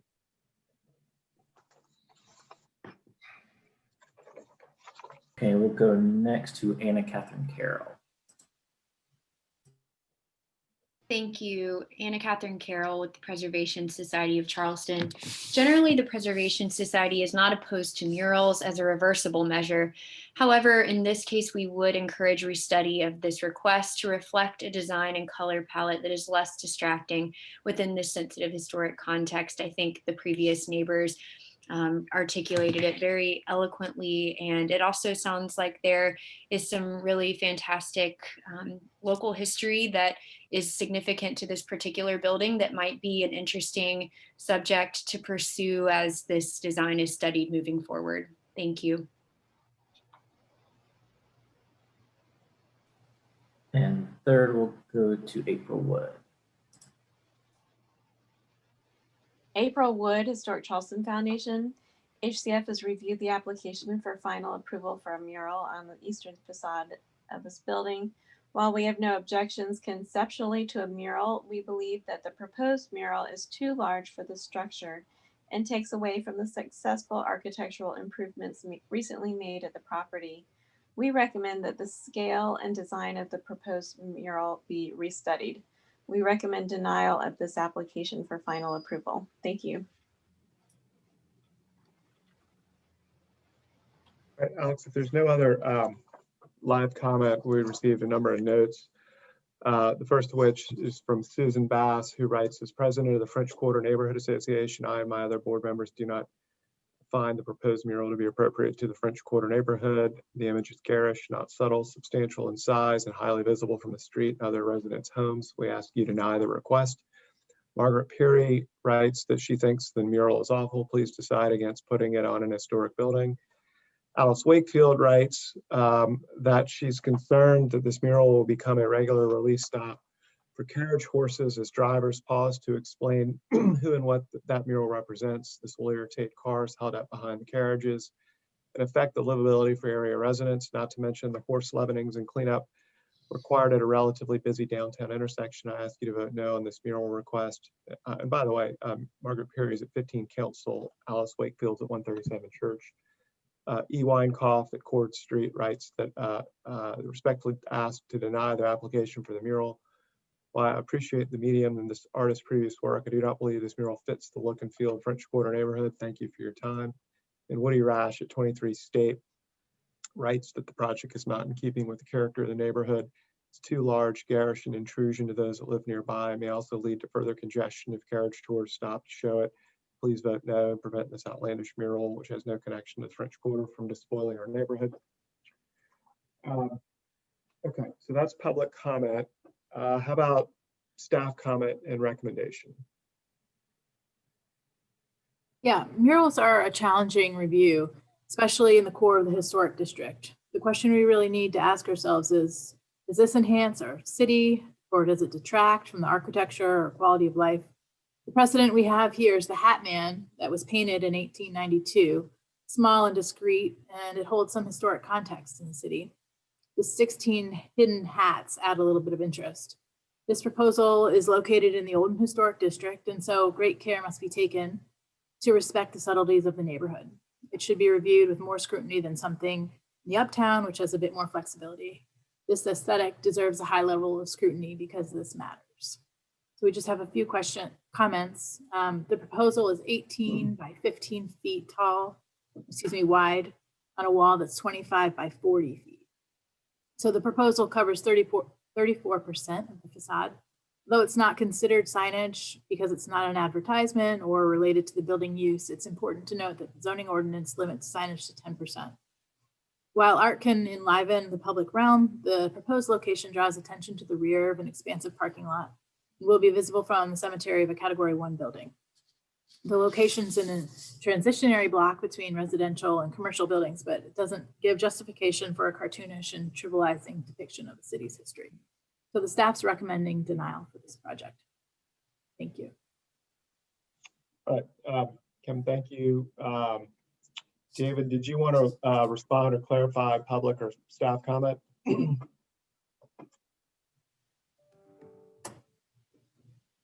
I'm sorry, was that to me? Yes, you have the opportunity to clarify anything you've heard or respond to anything. Well, I know as everyone knows, the front building is a historic structure. This is a, brand new building. It's a completely blank wall, sort of begging for some level of interest. And it's in a parking lot. And so to me, I take seriously all the comments regarding context, but it just seems like, I think, a lot of things kind of boil down to taste, and it becomes a very tricky gray area. But, I do think murals are able to enliven the environment, and I think this does that. I wouldn't be opposed to some mitigation, with size or something like that, or perhaps color. So,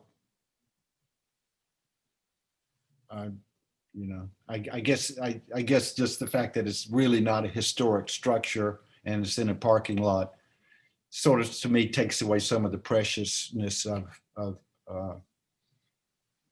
the context. So I hope the board sees fit to override the comments, but I'll leave it to you. Okay, thank you. All right, so we are in board discussion. Does anybody feel like kicking off the discussion here? I'll start with a kind of an internal board question. Julia, do you recall, because I think you and I may have been the only ones, Fillmore, I could be wrong, who were on the board when this was approved. This building was built right up against the property line, which is why it did not have fenestration windows in it, if I'm not mistaken. That's right. Julia, wasn't there discussion about a mural? There definitely was. Kind of a TBD, later. So to that point, if Julia and I are both correct about that, I frankly have no opposition to a mural on this wall. I'll gently just start off and then see what everybody else thinks by saying, I think perhaps this exact mural may be a little harsh or a little personal. I feel like he's a pirate staring at me. I'm not sure. But clearly we know the work of the applicant and the quality of it. I'm just wondering about the subject of the mural, in this particular case.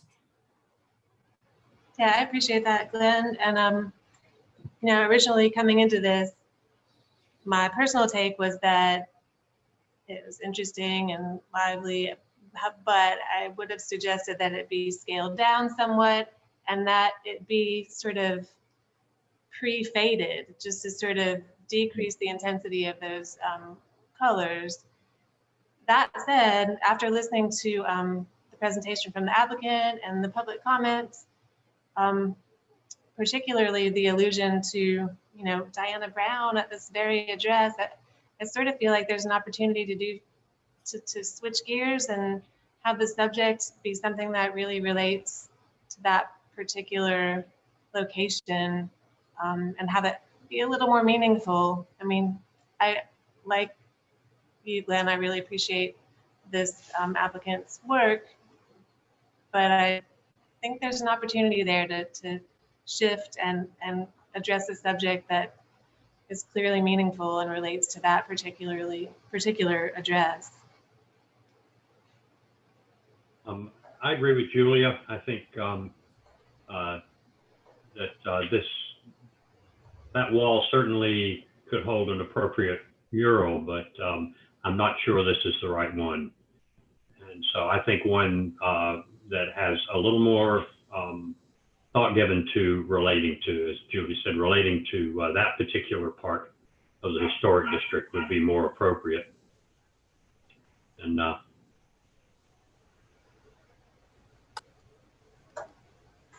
I'll go on a limb and make a motion for denial of this particular mural with a board statement of non-opposition to a mural of a different subject. Fair enough.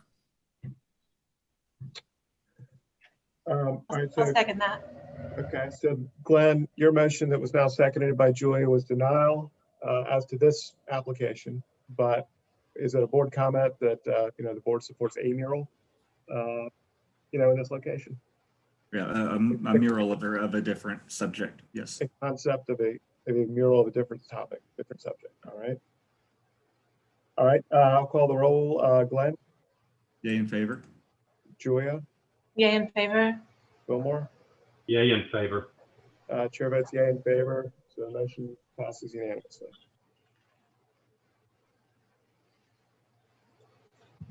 All right, we are at agenda item number 8, 900 King.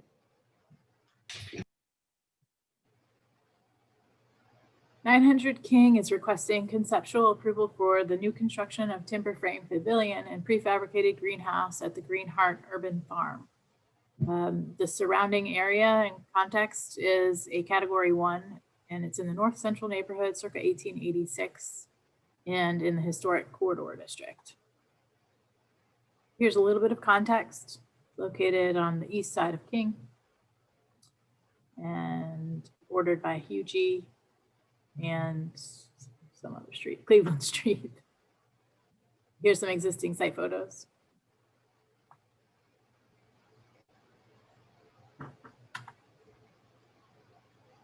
This is from Hugie Street. And I think these are the earliest versions of Enston homes from King. Some historic images from Habs. And with that, the applicant wants to take it from here.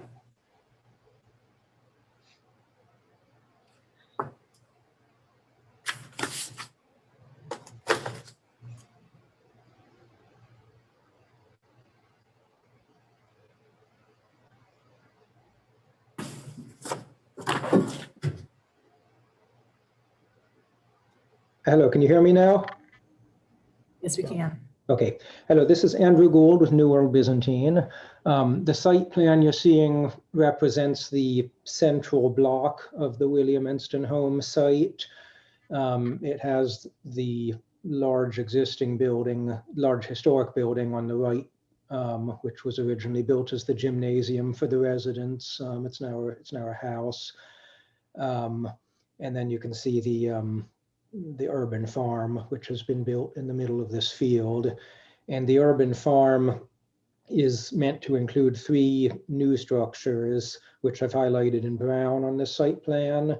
The one on the left is the farmer's market shelter, which has already been built and approved by this board. Then the one at the top center is the timber frame pavilion, which I am working on. And then the one to the right is the proposed greenhouse, which I'll talk about briefly at the end. If you could go on to the next image. Here's some photographs to orient you. So you can see sort of at one corner of this site is the historic Memorial Hall. To the left, if you look, you can see that metal roof of the new Farmers Market Pavilion. And then to the right, where the chain link fence is, that's roughly the site of the proposed timber frame pavilion. If you go on to the next slide. So there we are looking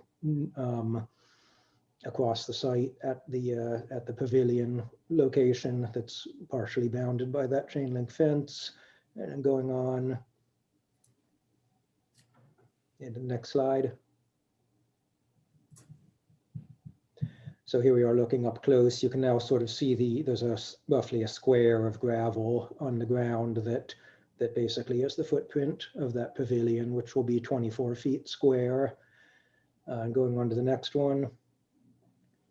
And then sort of stepping back and looking at the other direction, you can see the historic gymnasium building, that brick structure, and going on.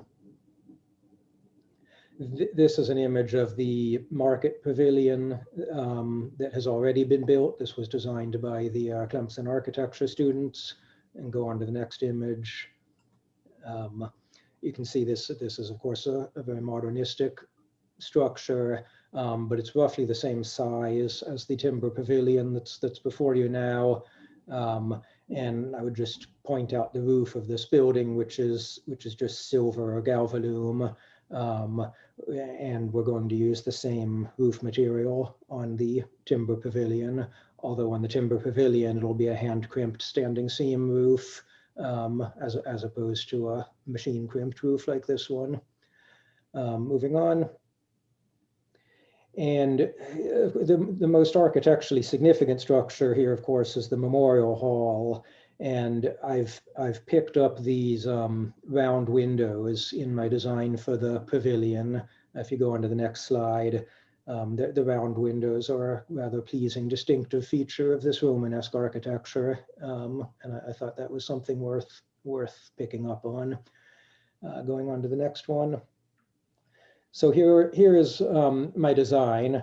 A little backstory on this. The Greenheart Urban Farm is, of course, a nonprofit, and they've been getting folks all over town to donate their work to this project one way or another. And this particular building is going to be done in part by the staff and the students of the American College of the Building Arts, their timber framing program there. And they came up with the kind of the bones of the timber frame they wanted to build here. So they handed me this 24-foot square hipped roof structure and the details for the bracing and the joinery they wanted to use in this. And they asked me to basically draw it up and detail it because I have some particular expertise in timber frame design. So I took the sort of frame concept and fleshed it out into an actual piece of architecture. I added the dormer windows, the louvered cupola, and some other details to try to make it have the kind of civic beauty and formality that I feel it ought to have at the center of this important complex of Victorian Romanesque revival buildings. Unlike the Clemson design for the market stand, it was specifically told to me that the intent here is to make this building more of a style of building that fits in with the historic structures, which it backs up right onto. And I think that's appropriate given that it's timber frame, because of course, timber frame, mortised and pegged and braced timber frame like this actually originated as a Romanesque style of construction. There are Romanesque barns throughout Western Europe, from the Romanesque era that are built like this. And even in Victorian Romanesque revival architecture, you'll often see things like bell coats and well heads and little pavilion structures that are timber buildings and detailed rather like this. So even though it's not a brick structure, it still actually does stylistically kind of fit in with that Victorian Romanesque architecture. And I think the round windows and the louvered cupola, they and the hipped roof shape, they pick up a number of those formal elements that you see on the old buildings immediately surrounding this. And it'll be very nicely crafted. Again, it'll be all handmade, heavy timber work. The roof will be hand crimped with hemmed seams like you'd see on a historic building. And it sits on a very short wooden platform. It's just a single step up off of grade onto that wooden deck. And you can see in the floor plan that I've detailed that wooden deck in a checkerboard layout, which I think will be quite nice. This will have some furnishings that will go into it as well, some benches and work tables for outdoor classes, but that I'm going to treat as furniture that's going to come later. I don't think it's going to be a permanent part of the architecture. Basically, I think the only permanent thing here is the four posts and the roof, essentially. Going on to the next drawing. So here's a detailed section through it. You can see the floor plate is constructed with 2x6 framing on very stubby little concrete posts to try to get it down as low to the ground as we possibly can. they didn't want this to be actually on the ground just with a gravel or dirt floor, because it's very distracting to the little school children who are going to be having classes in here to be, you know, constantly digging their feet into the mulch and so forth when they're supposed to be paying attention. They've found that with these outdoor classrooms for elementary school children, it helps to have a hard floor surface.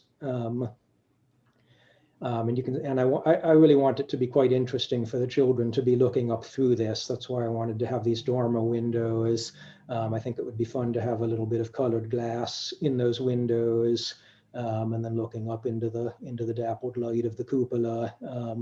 You know, I think this will be a structure that they really remember when they take field trips and sit under this structure for outdoor classes. I'm going to turn the presentation now over to Jesse, who is one of the folks who runs the urban farm. I think he wants to say a few words as well. Thanks, Andrew. It's Jesse Blum, Executive Director with the Green Heart Project. Just providing a little bit of context on this pavilion and how it's going to be used at the farm. So the urban farm, if you're not currently aware, it's a garden that's used for the surrounding schools as a school garden. It's a community garden that the residents who live at the instant home can use as their own garden space. And we have, Andrew presented the farm market stand that we've already built there. We offer a weekly market. It's an asset for the whole community to come. We're sustained by a real small staff and a lot of volunteers. And so we view this pavilion as our main gathering space on the property.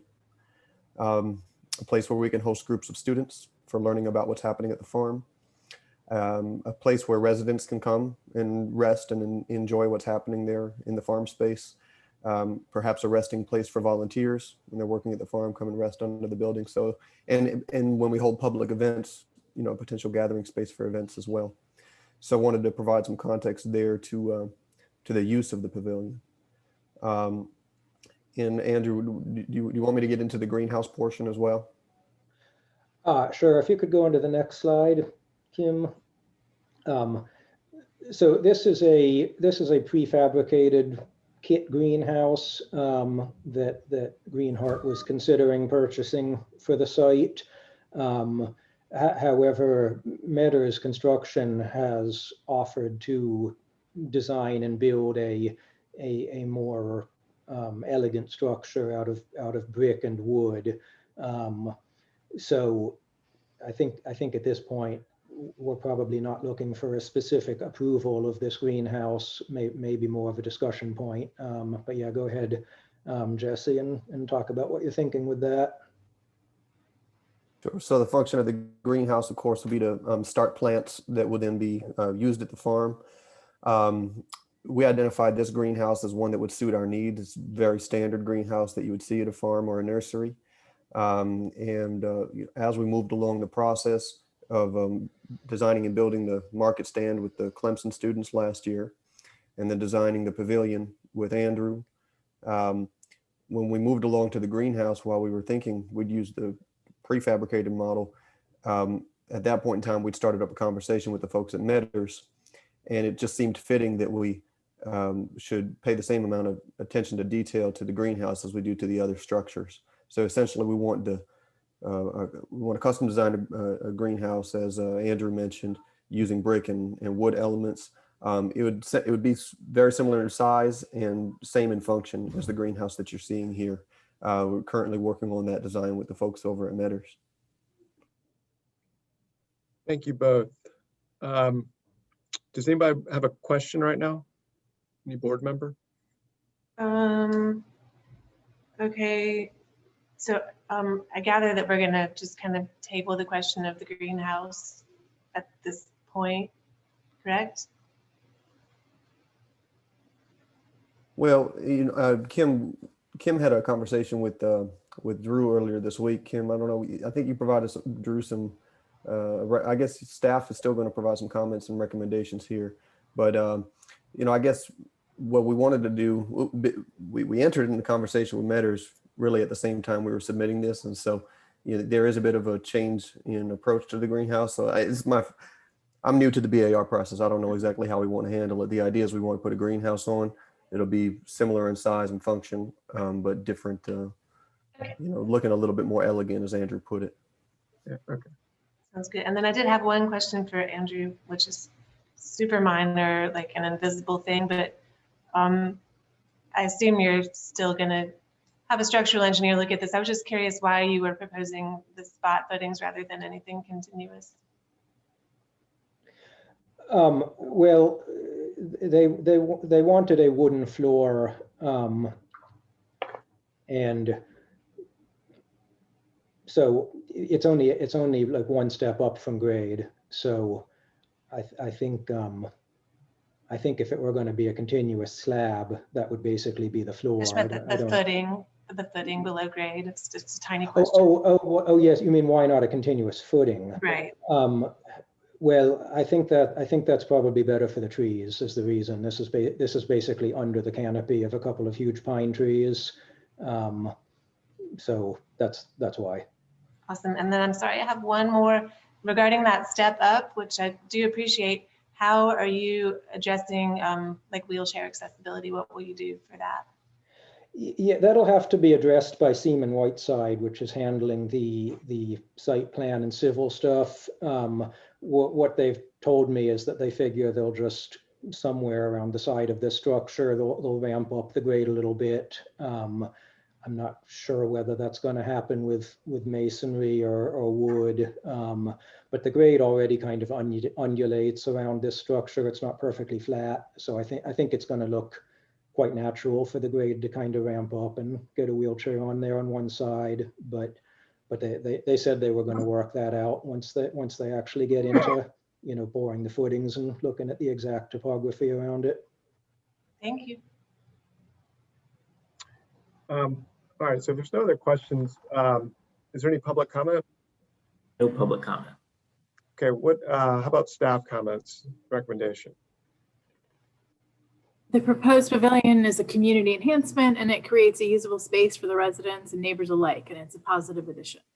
And yes, I did have a conversation with Drew, who let me know that this greenhouse was a placeholder of sorts. And so the placeholder greenhouse will be reviewed at a later date, and the staff would feel comfortable reviewing it. So the staff's recommending approval with staff comments and final review by staff. Okay, so Andrew or Jesse, do y'all want to respond to staff comments? No, thanks. Okay, so let's go into board discussion. So Kim, to be clear on comment number 2, when you talk about the placeholder greenhouse, you're talking about the Metters design that's to come? Yes. Mm-hmm. Yeah. Okay. Kim, I have a question. This is the first I was aware that Metters was involved in this. Do I need to recuse from this, or with the current greenhouse design, of course, which didn't involve Metters at all, being a placeholder, should I recuse, or do you think it's okay for me to vote on this? Wilmer, just to be safe, let's just go ahead and have you recuse. Okay. So Alex will. Yep, I'll put you on hold and I'll bring you back in. I feel more.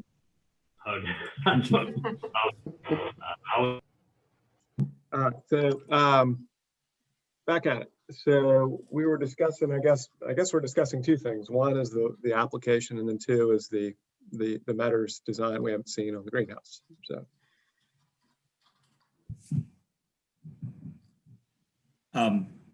Julia, do you have any immediate feedback? I mean, regarding the pavilion, I have 0 problem with it. I think it's suitably substantial and compatible with the existing architecture. It's nice. I agree with that, and I mean, frankly, not to make things more difficult, but I selfishly kind of want to see the greenhouse. So I am comfortable with approval of the pavilion as submitted, as well as the conceptual location of the greenhouse, the footprint location of the greenhouse. But I do think that the greenhouse details should come back to the board, since we've reviewed the other structure, built as well, just so we kind of have everything, under one viewing. That sounds good to me. Yeah, it just seems strange to kind of, blank check, approve the greenhouse when, I mean, y'all are even putting those poor Clemson students through their paces. So, Yeah. And like I say, I think that's just to be thorough and frankly, because I would like to see it. I'd like to see what they come up with. We're all on the same page. So I can turn that into a motion for approval of the pavilion as submitted with final review by staff and conceptual approval of greenhouse location with details back to the board at a future date. I'll second that. Okay, tell you what, all in favor, say aye. Aye. All right. That sounds good. So the next agenda item is 65 Pitt. And Sorry, Alex, Jay, could you grab? could Sorry, you reiterate that motion? Sure, it was, let's see here. Final approval of the proposed pavilion and conceptual approval of the greenhouse location. Is that it, Glenn? Correct.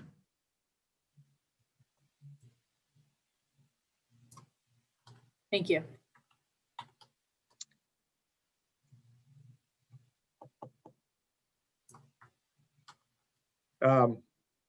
And can somebody grab Fillmore? Fillmore's back. Okay, good. Okay, 65 Pitt is agenda item number 9.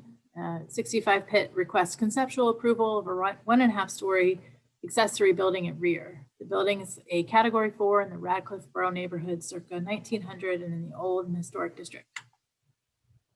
Just a little bit of context for you. It's on the west side of Pitt Street, just north of Calhoun. And some existing site photos. There's the driveway view toward where the garage will be located. This image is looking north on Pitt Street. Here are the Sanborn maps from 1902 and 1944. And with that, the applicant wants to take it away.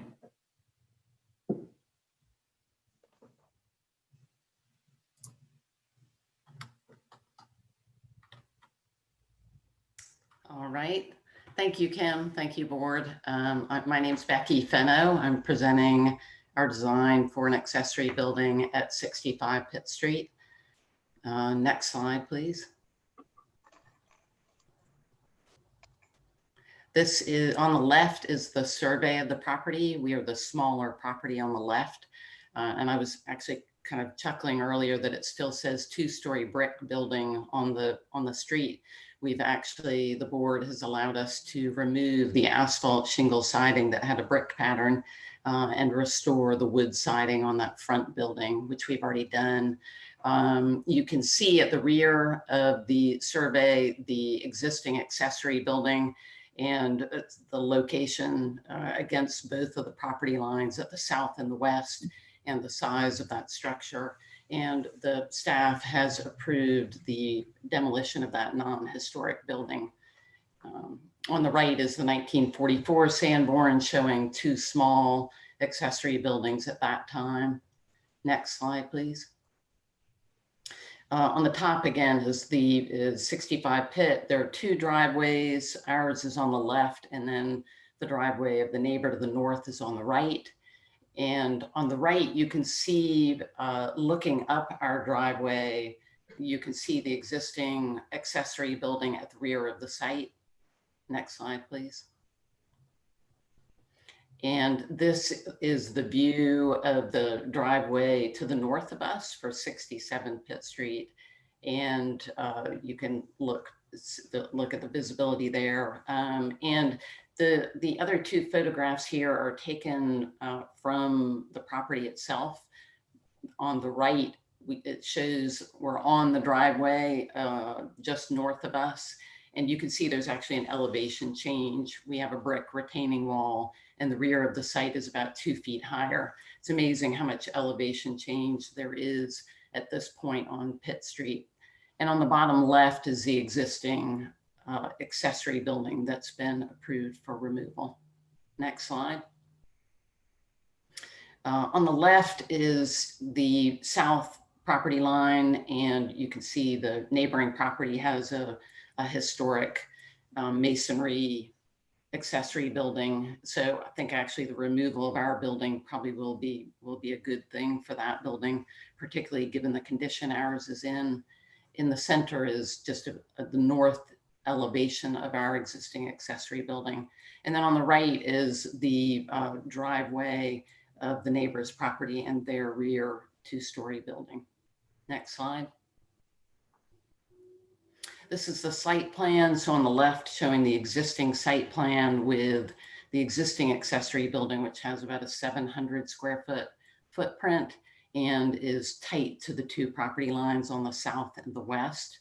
We propose to demolish that and to create a new footprint that complies with zoning. So the smaller 600 square foot footprint, and to comply with the setbacks on the south and the west. And again, we think this is kind of a win-win to pull away from that historic building on the south. And it also shifts the building a little bit further behind the main house on Pitt Street. And this has been approved by zoning. Next slide, please.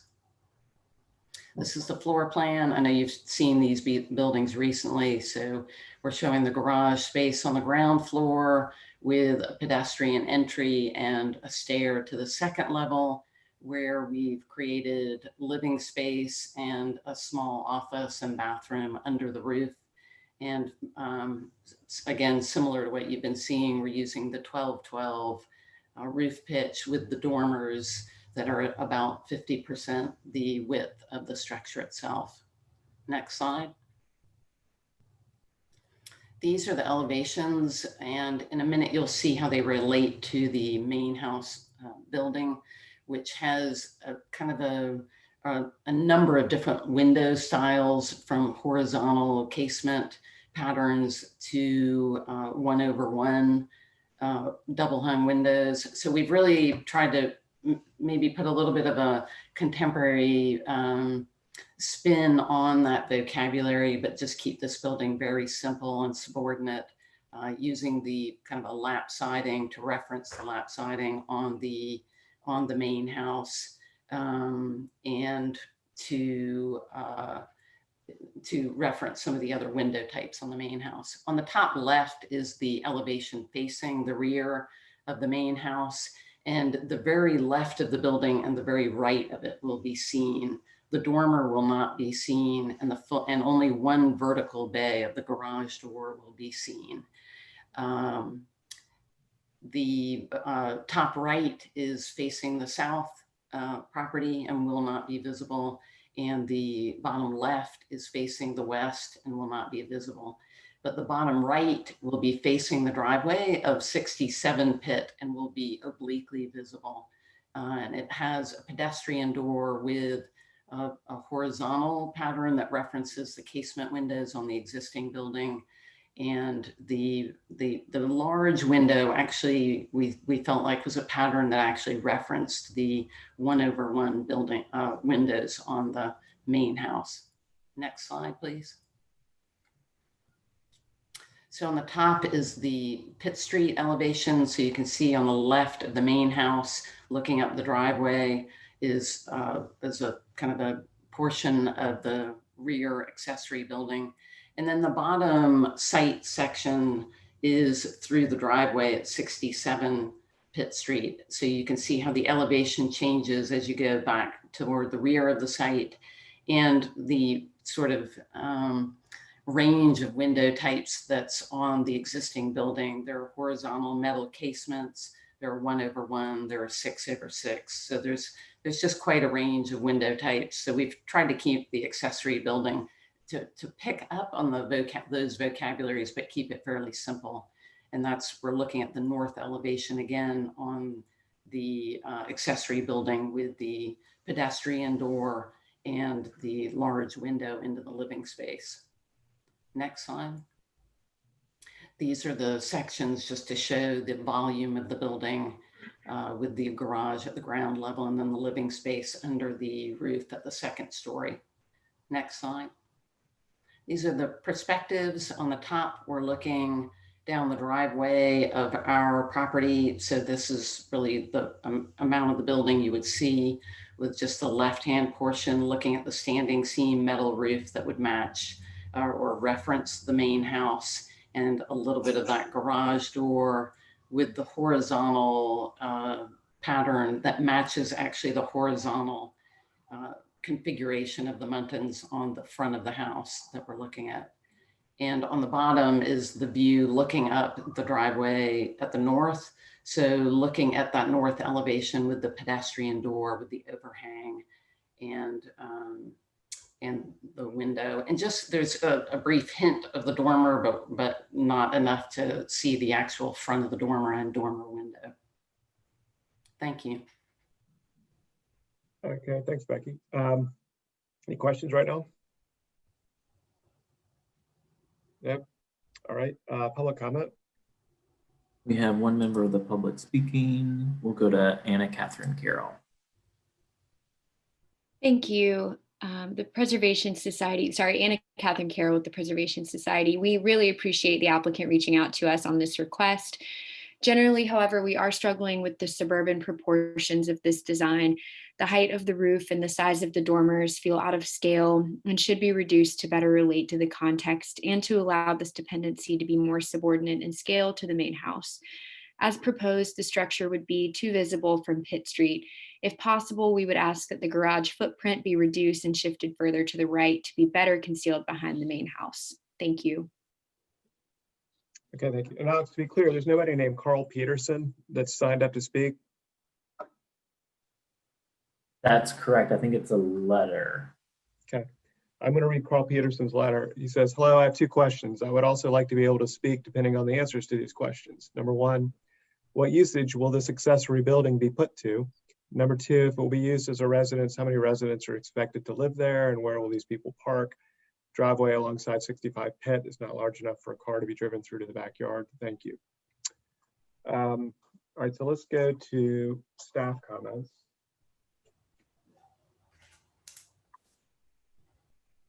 Just a couple comments. The building is minimally visible, but the horizontal proportions of the double garage door are quite apparent from the street and starkly contrast the historic fabric of the block.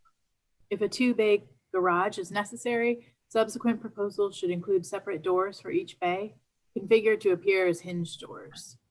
And finally, the dormers are oversized and ill-proportioned, balance, and restudy scale. Staff's recommending conceptual approval. Thank you. Okay. Becky, do you want to respond to public or staff comments? Yes, I would actually. It's funny, the driveway is narrow, but we have actually tested it. So it's actually, we are able to use that, and we intend to. We did create the wide garage door to make the access a little bit easier to get in there and maneuver in and out. And thinking that it wasn't visible, that is why we created the single garage door. Thank you. Okay, we are in board discussion.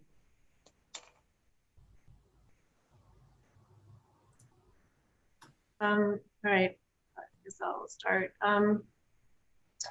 So, you know, well, I acknowledge that the visibility of the structure will be limited, but I still think that projects of this type on the peninsula are important and deserving of, you know, respect and our scrutiny.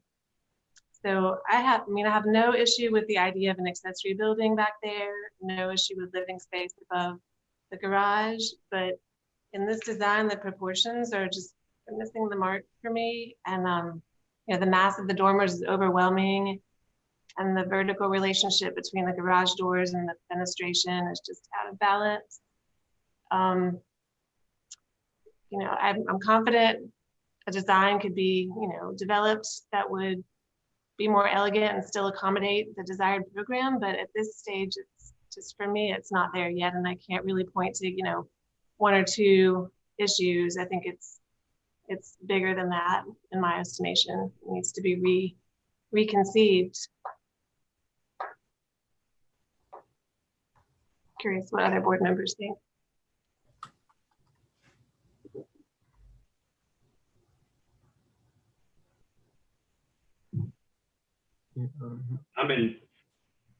I'm generally I think in agreement with Julia, even though I think the basic shape of the building and is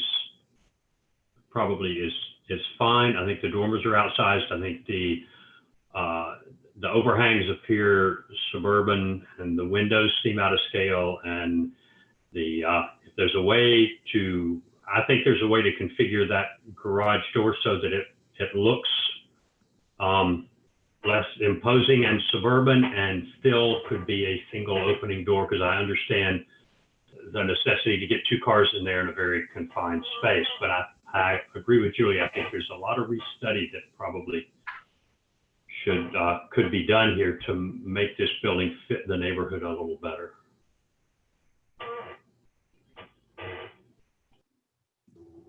I am fairly well aligned with this comment, with the two comments as well. I don't have an issue with the building, with the structure.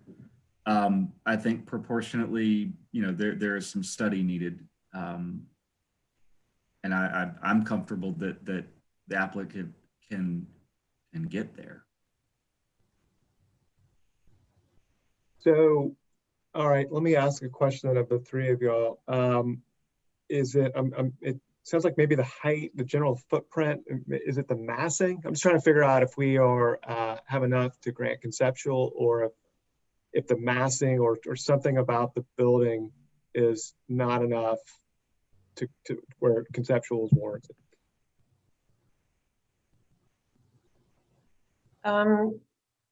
In my view, the height is perfectly fine, but the other three metrics are off: scale, mass, and architectural direction. But I'd like to know what you guys think.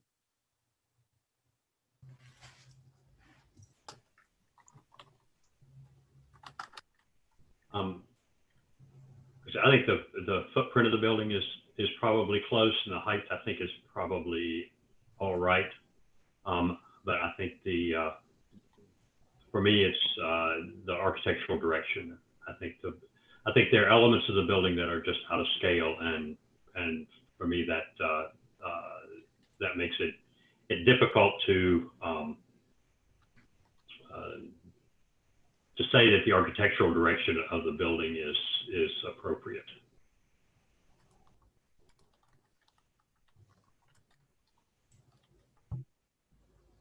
Glenn, you want to add anything, or are you lining up?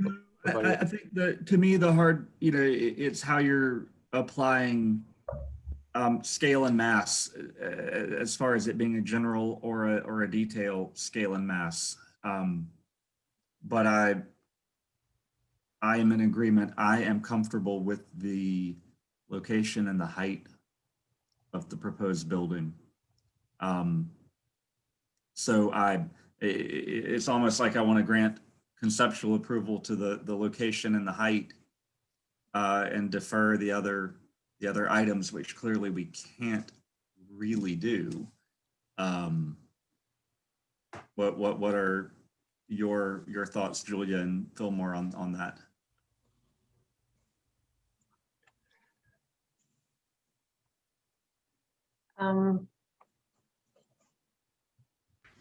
Glenn, you didn't ask for my thoughts, but I'm going to give them. Oh, sorry. So, I mean, to me, I hear what you're saying, Glenn. I think we can be very clear in our commentary, which is the height is fine. We can proceed procedurally, whether it's just trying to be clear and what our instructions are. I'm feeling like there's still enough sort of vagueness in our comments where conceptual approval is probably not warranted. That's just me trying to read the tea leaves here. And let's just be clear on height's fine, the footprint's fine. And then here are the issues, and whether we call them scale or GAD or mass. I mean, let's just try to be clear in what we're seeing. But I think you get to the same place regardless, procedurally. And I don't mind like just articulating a couple of specifics for what it's worth. I mean, to me, just the scale of the dormer is really out of proportion with the scale of the footprint and the gable, that sort of thing. And the scale of the windows is exaggerated. And I feel like the second floor level is too low. And I realize they're trying to get maximum height on the second floor and they're limited to that 11-foot eve height, but that just results in some really weird proportions. So, yeah, I guess, are you feeling like, Jay, like a deferral is appropriate and we just need to?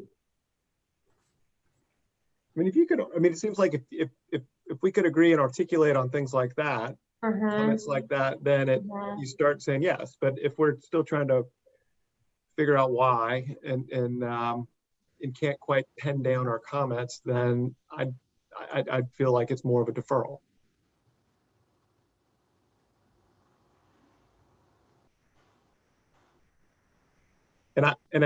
I'm just trying. I think you've articulated very clearly, but I'm not clear whether, like for example, Fillmore would agree to this with that specificity, or if he still has some other thoughts that are a little more nebulous, where conceptual would not be warranted. I mean, I think Julia's on target with her comments. I don't think there's any question about that. Yeah, I think there's too much design work to be done here for conceptual approval.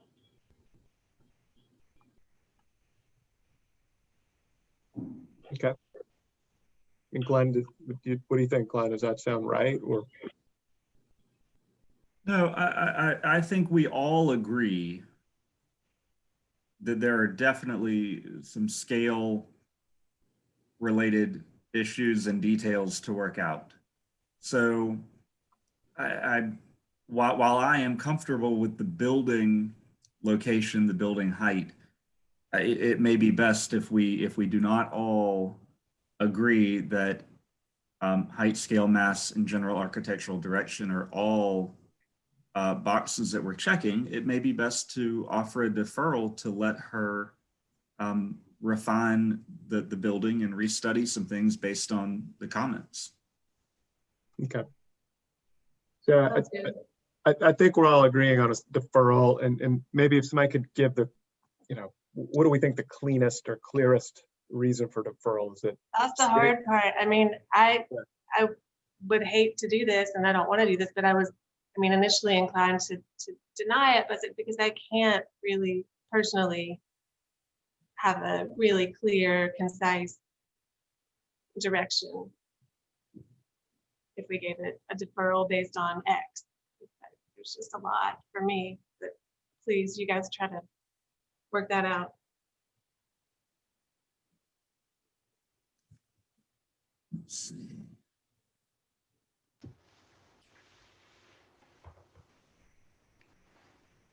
I mean, I am fairly well aligned with the three staff comments that we were given. While they're a little broad, they, to me, offer most of the commentary that I would have come up with on my own. So to me, it's either a deferral with emphasis or a denial with staff and any board comments. I think at the end of the day, we're asking her to do the same thing as the applicant. If that, if we were in a vacuum and Becky couldn't hear this back and forth discussion, I don't know that she could get where I think she needs to be. But she's hearing the debate we're having, and I feel confident that she can take that information and work with it. Okay. Can you make that a motion somehow?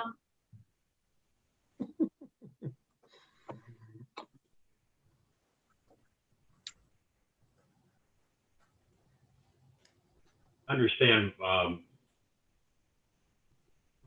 Julia's comment, I certainly couldn't make specific recommendations for altering the design of this building other than a very few things which Julia's already mentioned and staff mentioned, and that is that the dormers are outsized and the windows are out of proportion and the garage door doesn't work as designed. But I certainly don't think that's the limit to what needs to be adjusted on this building. So I think it would be difficult to give really good, for me anyway, it would be difficult to give really good guidance relative to a deferral with specific changes that needed to be made to the building that would bring it back with more assurance that it would get conceptual approval.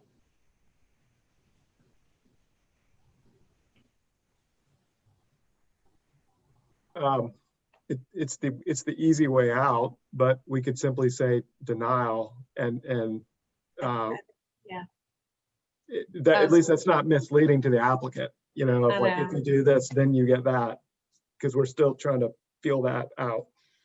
I was just gearing up to try that, and that I like this applicant, and I don't like to deny things, but I think she's hearing that we have, a very receptive inclination when it comes to a structure here of this general size, footprint, that sort of thing. But in terms of this design, I think there's too much that needs to be addressed. So I'll make a motion for, we call it a soft denial based on scale. I'll include mass because the dormers do contribute to that, and architectural direction. All right. Is there any other discussion before somebody wants to second that?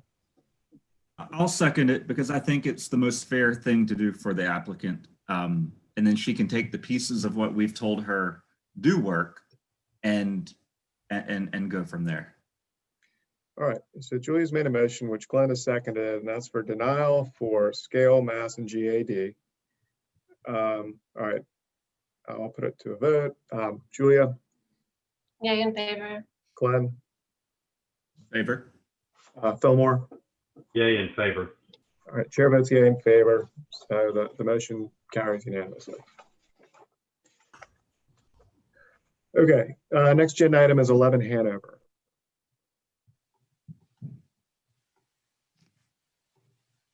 Hanover Street is requesting conceptual approval for the new construction of 2 single-family dwellings. It's new construction in the East Side neighborhood in the Old City District.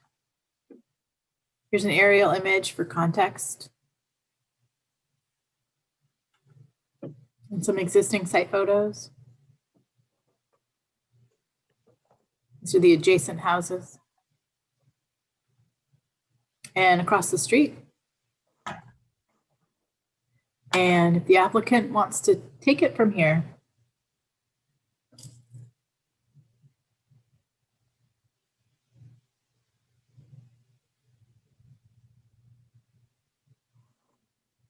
Hey there, this is Joel Adrian. Can y'all hear me? Yeah. Okay, thank you. Thank you for your time this evening. This is my first appearance in front of y'all in probably a little over a year. We have under construction the house at 9 Hanover, right adjacent to this lot, and basically we are wanting to duplicate the exact same structures, 2 buildings at 9 onto 11. Same client owns both properties. Kim, if you'll go to the next sheet, it should be the site plan. So this is the existing conditions. You see 9 Hanover has the two buildings that are currently under construction. They're both framed. And then to the left of the 2 is the 1-story brick house to be demolished. That's the existing structure at 11. Next slide, please. And so then this would be the proposed site plan. So you can see it's literally taking the exact same two houses there on 9 and transferring them over to 11.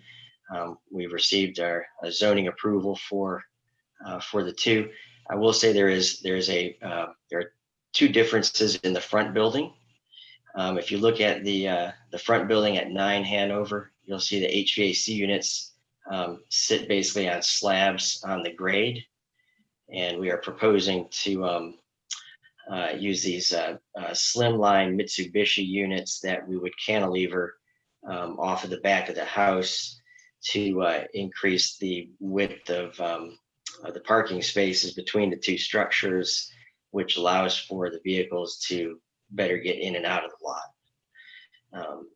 And so then the next slide, that's just the auto turn. I guess we can go to the next slide. The Sanborn map from 1888. Next slide, please. And there it is at 1944.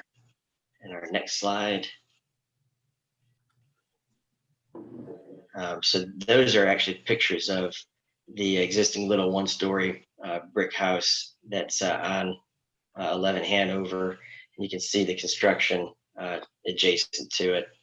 We'll continue. Maybe we can get to the actual floor plans elevations. Really, I guess there's our aerial context and floor plans. So the front house is going to be a 2.5-story structure. We have it, I believe, 18-20 inches above grade. And then the back house, actually, this is probably the next slide will be the elevations of it. So you can see the east street elevation, typical single style house. But again, the exact same house that was approved about 1.5 years ago, currently under construction at number 9. The south elevation shows that HVAC cantilever, as do the west and the north. So next slide. And this is the second structure, which is just a 2-story structure. It is smaller in width and length and overall height to make it a dependency to the front building. And next slide, please. Those are elevations for that. So the east elevation facing the street, simple structure, and also I guess probably not a whole lot else I need to say, and I'll just be present for questions that y'all might have. Okay, thank you, Joel. Any questions? One, just so the sister houses, so to speak, on the other lot have already received final approval and they're permitted and under construction, correct?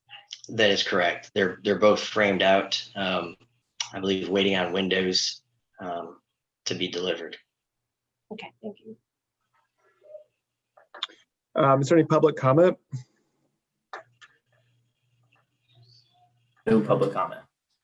Okay, is there a staff comment? Of course. Yeah, the general architectural direction is positive. It's appropriately cited and scaled. The only comment we have is to remove and relocate the cantilevered HVAC unit off the rear of the building. That said, I'm not sure how visible from the street it is, but the staff's recommending conceptual approval with final review by staff. Thanks. Okay. Joel, it sounds pretty good. You got anything to respond to there? No, I think that we could probably, because those units were very tight, so I could probably locate them on the ground and towards the property at 9, 11, 13 on that side, which would still give the vehicles plenty of ability to turn in and park and back out, not have to cantilever. Okay. Board discussion. Any board discussion?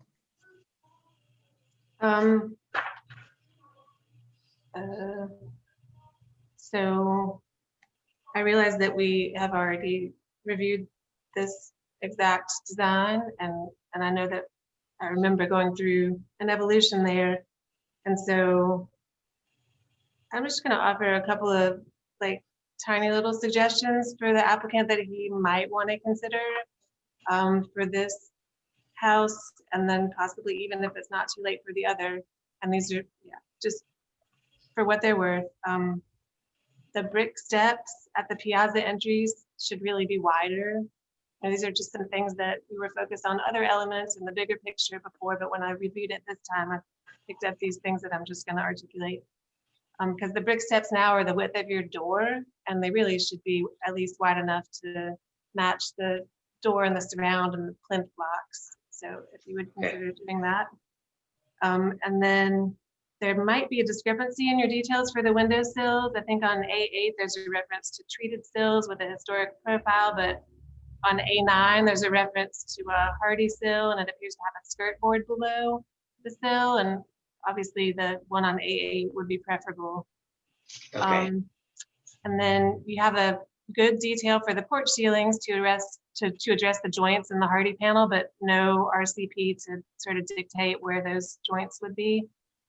And then to my eye, the porch columns are a little fatter than they need to be, especially when you have a relatively low ceiling height on the first floor. So I mean, I just think the 12-inch round column is a little too much for a house of this scale and a porch of this scale.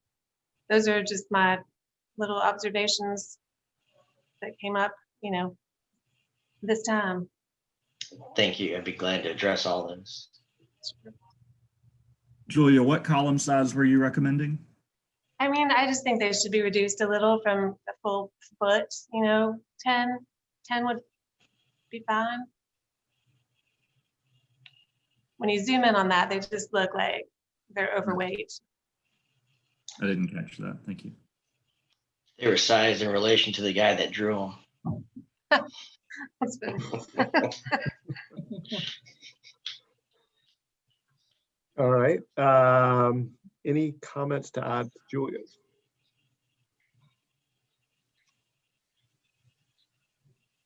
Oh, all right. So Yeah, I think Julia's pretty spot on there. I would support her commentary. Okay, so Julia, was that a motion for conceptual approval with staff comments noted and your 3 staff comments? Excuse me, your 3 board comments?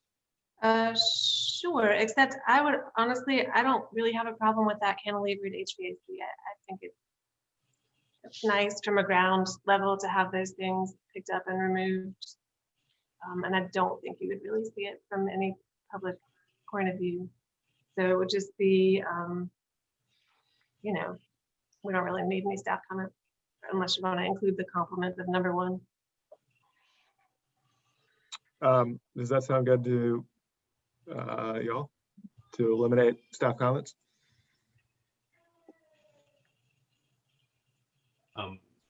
Yeah, on the assumption that they're not visible, yeah, I would eliminate staff comment. I think if they are visible, I personally am opposed to see them hanging on the side of the house. But if they're not visible, then yeah, we don't have purview anyway. Right, Jay, is there a way we could like nail that down? Kim, what do you think? Is it visible, Kim? Honestly, I'm not sure. Maybe Joel can answer that.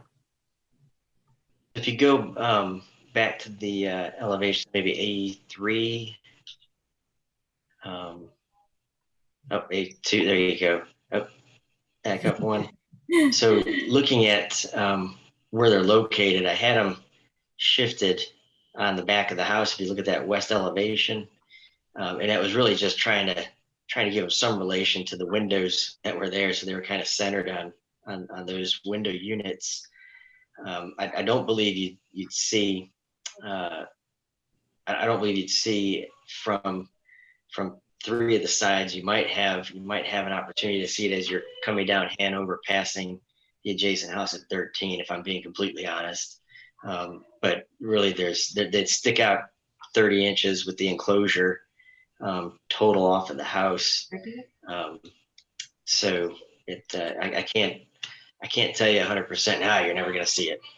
They don't seem to be drawn as 30 inches deep. Go back to that elevation. It should be. So on the floor plan, and then as it sticks out there, that's correct. 30? Yep. I think they're probably minimally visible, so I'm okay with Julia's motion. And they're screened, right? That's what we're seeing. Yes, yeah. So the unit itself is only like 16.5 inches. So the bulk of it is trying to get that treated, the 2x frame around it, and the 4x4 posts that are going to hold everything up. Mm-hmm. So. Okay. So maybe Julia, fire a motion then. I think. Okay. All right, I'll make a motion for conceptual approval with final review by staff with the board comments that I think you already wrote down, and an additional board comment to ensure that the HVAC platform is not visible to the public, or that the approval of that is contingent on it not being visible.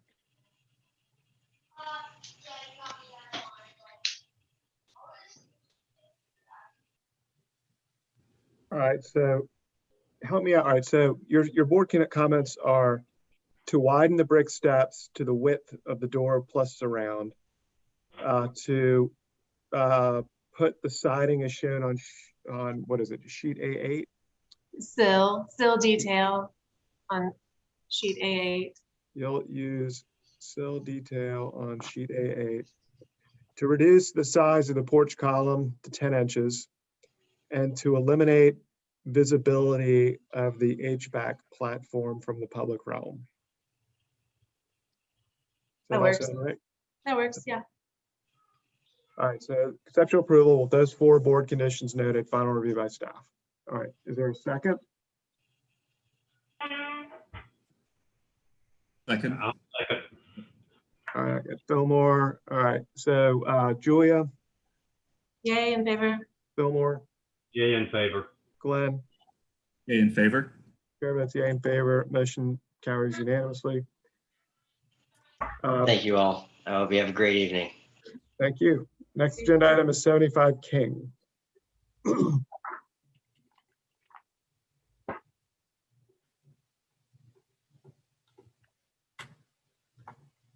Phew.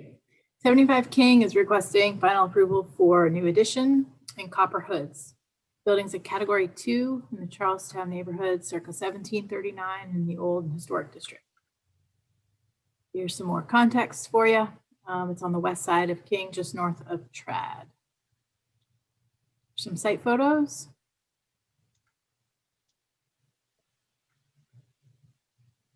And this is from Trad Street, the arrow pointing to where the copper hoods would be visible. Mm-hmm. And some historic images courtesy of HCF, and this is Charleston. Sandboard maps from 1888 and 1944. The previous motion from October 15th was conceptual approval with staff comment number 1. The board commented more detail on addition and visibility may make addition more appropriate to staff. Willing to look at further refinement of drawings if deferred. At conceptual, this is appropriate, tucked away behind the chimney, doesn't protrude beyond piazza. Generally appropriate. Another comment was agree with staff regarding width of hoods. Another comment was comfortable with the level of visibility at conceptual. Another board member mentioned I agree with previous board comments. And then another comment was fine with it. So that said, if the applicant wants to take it from here.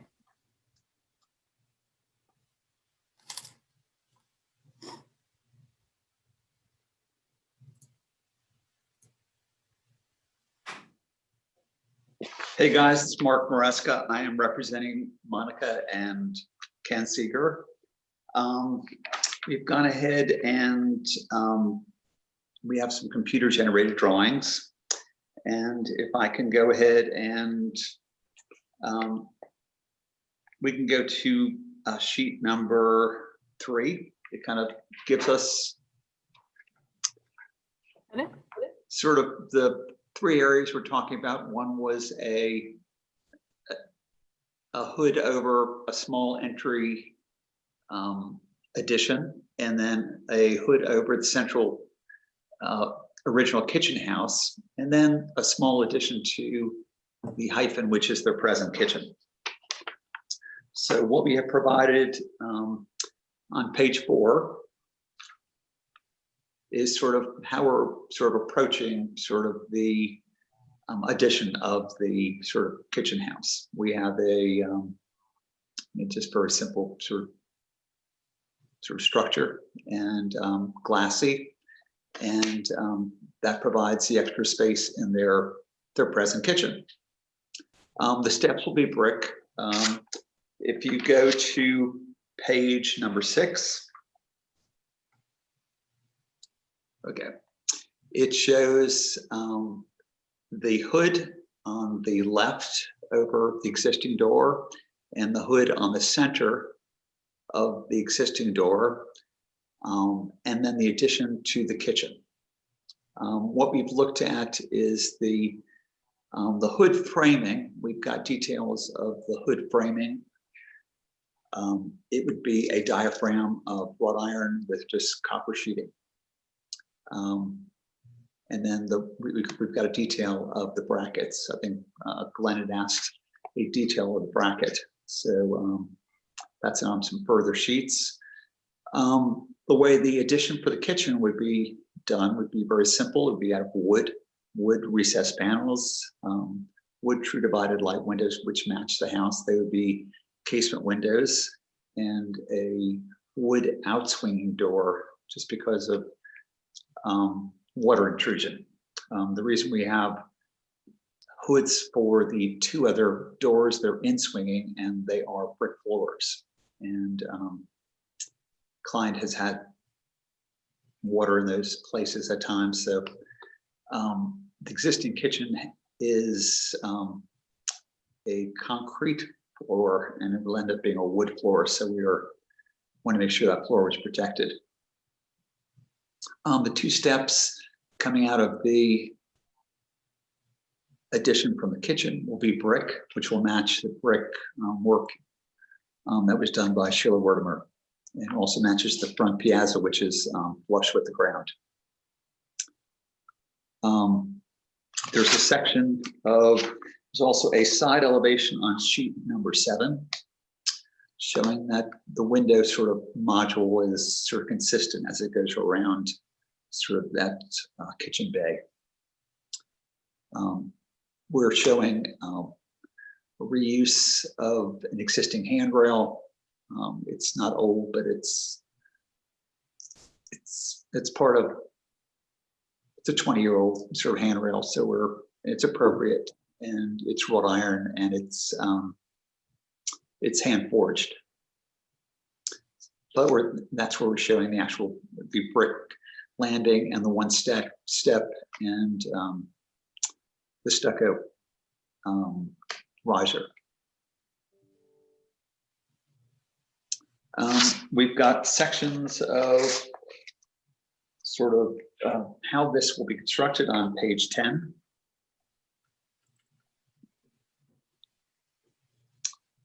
So showing sort of, again, the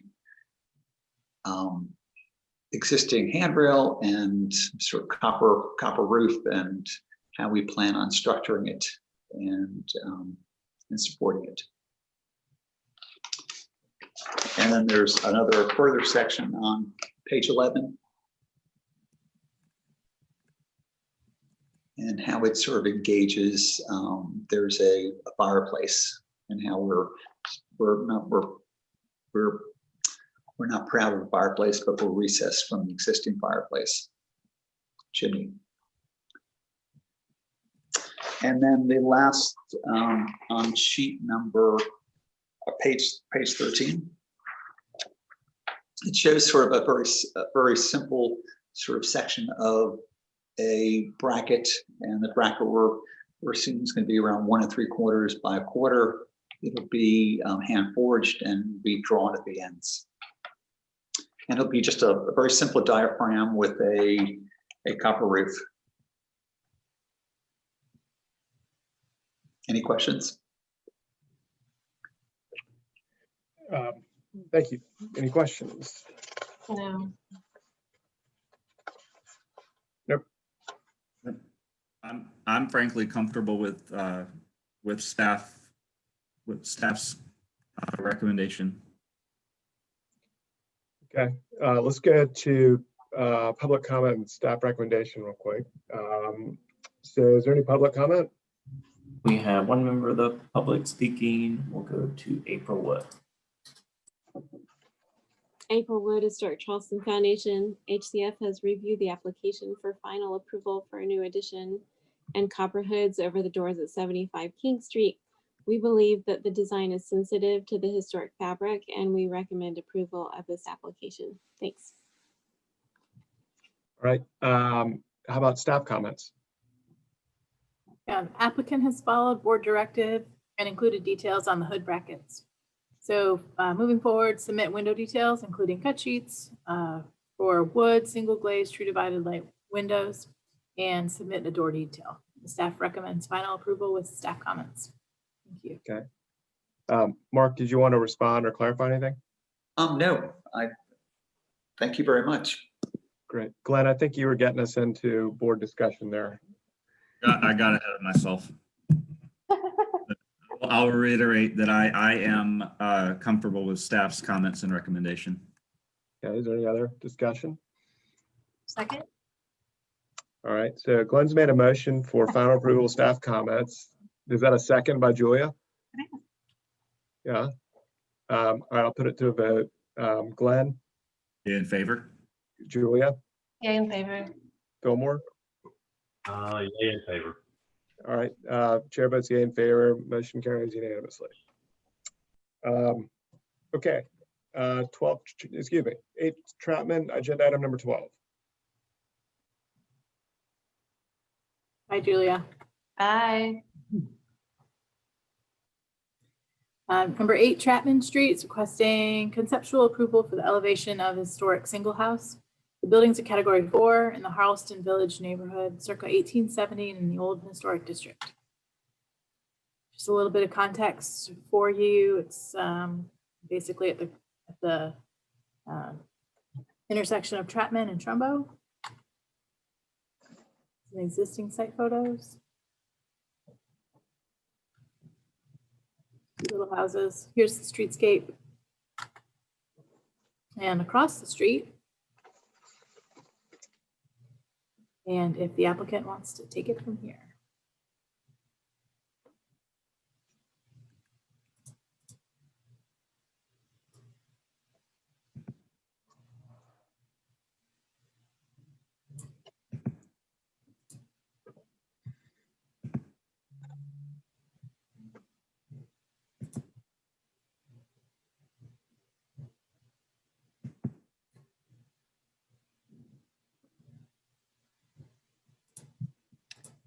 Good evening, board members. This is Erin Lanier with Julia Martin Architects here tonight on behalf of Bill and Ann Rimble, the owners of number 8 and number 10 Chapman Street, with a request to elevate these 2 historic structures. I'm going to present number 8 first, of course, but just to give you a little background, our clients have been working for several years with Stephen Jolka at the city to get FEMA grant money to elevate these structures, both of which have experienced repeated damaging flooding for many years. Both buildings are duplexes and were intended to provide a little retirement income for the owners, but as a result of the flooding, they've instead required repeated repair and renovation.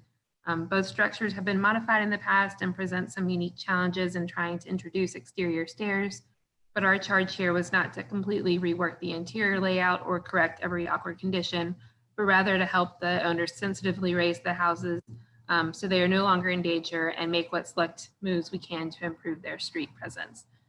So starting with number 8, if you'll go to the next slide, please. This is our context. 8 and 10 Chapman are part of a row of 4 single houses known as the Kellers tenements on the east side of the street. And then on the west side, as Kim mentioned, is modern residential construction and a driveway. And generally, this area is seeing an increase in elevations. And in fact, you'll be seeing requests for the structures directly behind these in just a few weeks. Next slide. These are some existing conditions images. A couple of things to note. The piazzas on this house appear to be completely reconstructed, likely sometime around 1999. And at that time, the piazza screen was introduced.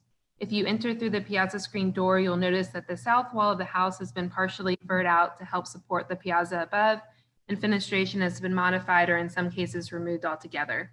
Another feature to note is that the grade has been raised about 12 inches, both under the piazza in lieu of a proper porch floor and at the adjacent side yard, which is almost entirely paved. So you'll see in our plans, we'd like to eliminate much of the paving and address some of those conditions, including reworking the piazza screen. Next slide, please. These are our Sanborn maps and a photo circa 1996 that just sort of informs our understanding of some of the changes that have occurred over the years. Next slide. And here is our existing and proposed site plan. We're lucky that the property line here is actually about 2.5 feet beyond the front of the house, allowing us to get a few steps there, which will take you to a landing just inside the piazza screen, where another set of steps will get you to the first floor piazza. We're not otherwise changing the footprint. Our HVAC will remain on stands behind the house, but we will replace the pavement at the side yard with vegetation to help with the flooding and provide a nicer garden space for the tenants. Next slide, please. So when the house is elevated, the first floor piazza gets reintroduced, and while we can't eliminate the stair on the piazza to the second floor, it will be reconstructed. We're also hoping that the furred out wall at the south elevation can be eliminated and the window that was previously there added back. Next slide. Everything pretty much stays as is at the second floor. We think there are some column and railing elements that could be improved upon, as well as just replacing some non-historic doors. Next slide. Here's our existing and proposed east and west elevations. In order to reduce the number of steps we need to fit into such a small space, we're going to be waiting for the new maps, and those will require us to raise this house a little over 6 feet. We're proposing a traditional smooth stucco masonry foundation with louvered shutter type openings at the street facade. Then we'll have 3 new brick steps that go up to the reworked piazza screen. And the grade behind that will remain raised at the side yard, but we're proposing a new fence and pedestrian gate, and then also suggesting the addition of bifold shutters at the front windows that give the house character. The rear of this house isn't really changing. It's not visible from any public right of way, but we'll have a combination of smart fence and louvered panels between piers back there. Next slide.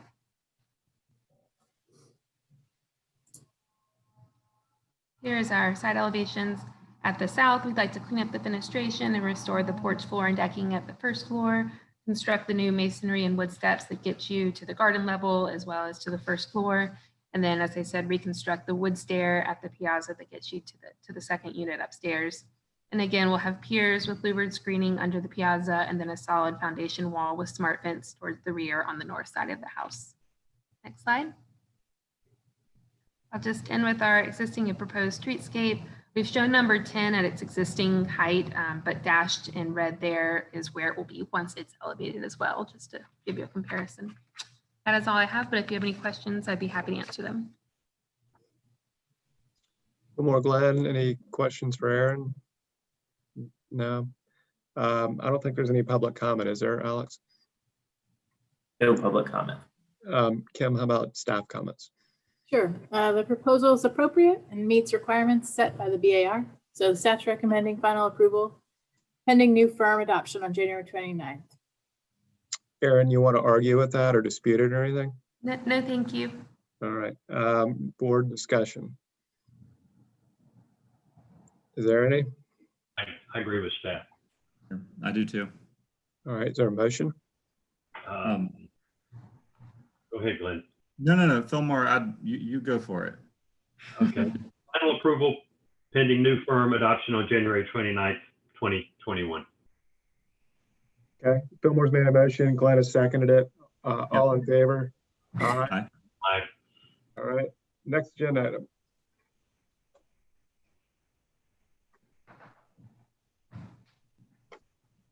Chapman Street is requesting conceptual approval for the elevation of historic single house, category 4 in the Charleston Village, circa 1880 in the old historic district. And this one is right next door. All right, so number 10 to the north has its first floor even lower than number 8, and the existing conditions here are even tighter. I'll skip over the context images, which are the same as before, if you want to go ahead to sheet number 3.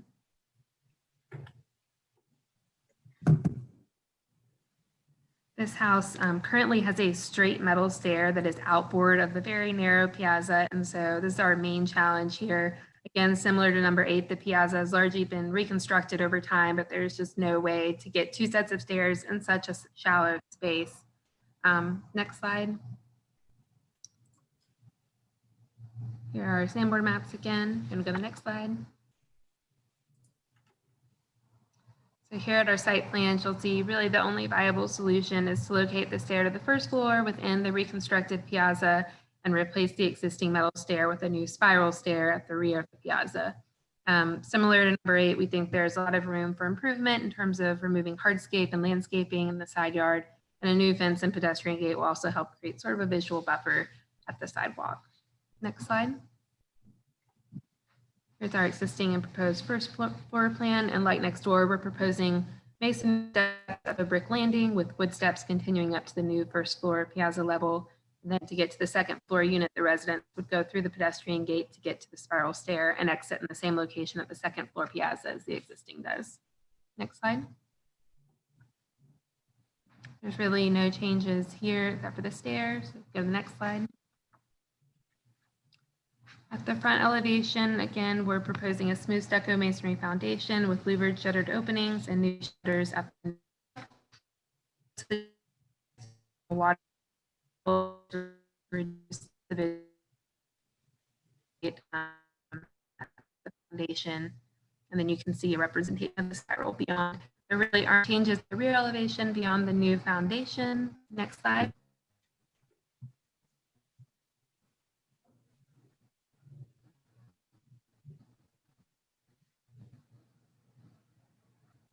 Can y'all still hear me? You're fading in and out on me.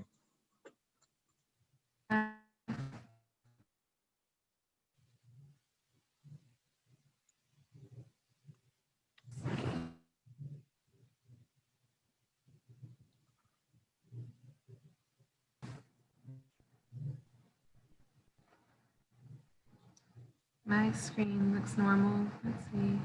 Oh, Hey, Kim, can anybody hear me? Yep. Aaron, you're back. Sorry about that. At the south elevation, the stair up to the first floor will be concealed by a solid masonry wall, which is a historic precedent you see around town, and also just makes a little bit more sense in this instance, given that the piazza above is only 2 bays. The fenestration at the piazza is mostly intact here, but we're requesting to replace the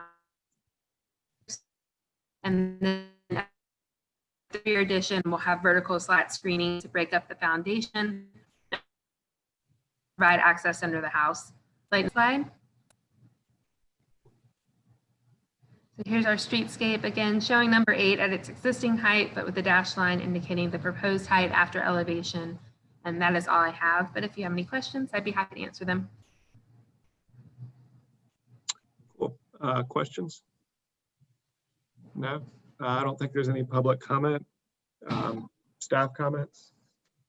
Yeah, the proposal is appropriate and meets requirements set by the BAR. I think it actually improves the design of the house. Staff's recommending final approval pending new firm adoption on January 29th, 2021. Okay, any board discussion or a motion? I'm in favor of staff's recommendation for approval. Okay. Second by, motion. Yep, Glenn's made a motion for final approval. Go ahead. Did you make the motion, Glenn? I did, yeah. Sorry, I think the audio is still bad. Sorry. I second. Yeah, okay. So Glenn made a motion for final approval pending new firm adoption on January 29th, 2021. Fillmore seconded it. All in favor? Aye. Aye. All opposed? None. Ayes have it. Okay. Thank That you. concludes our meeting. And then Kim, are the board members remaining online? Is that right? Yes.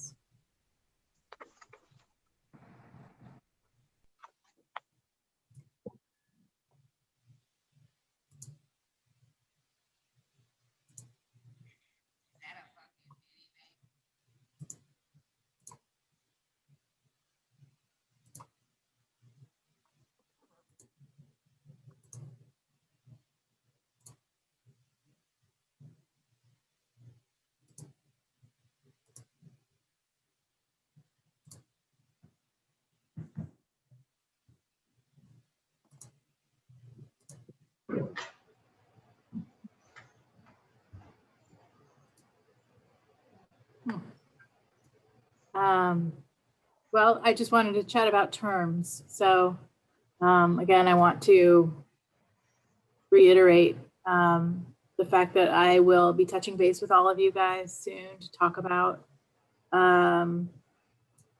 your term and your service with the city.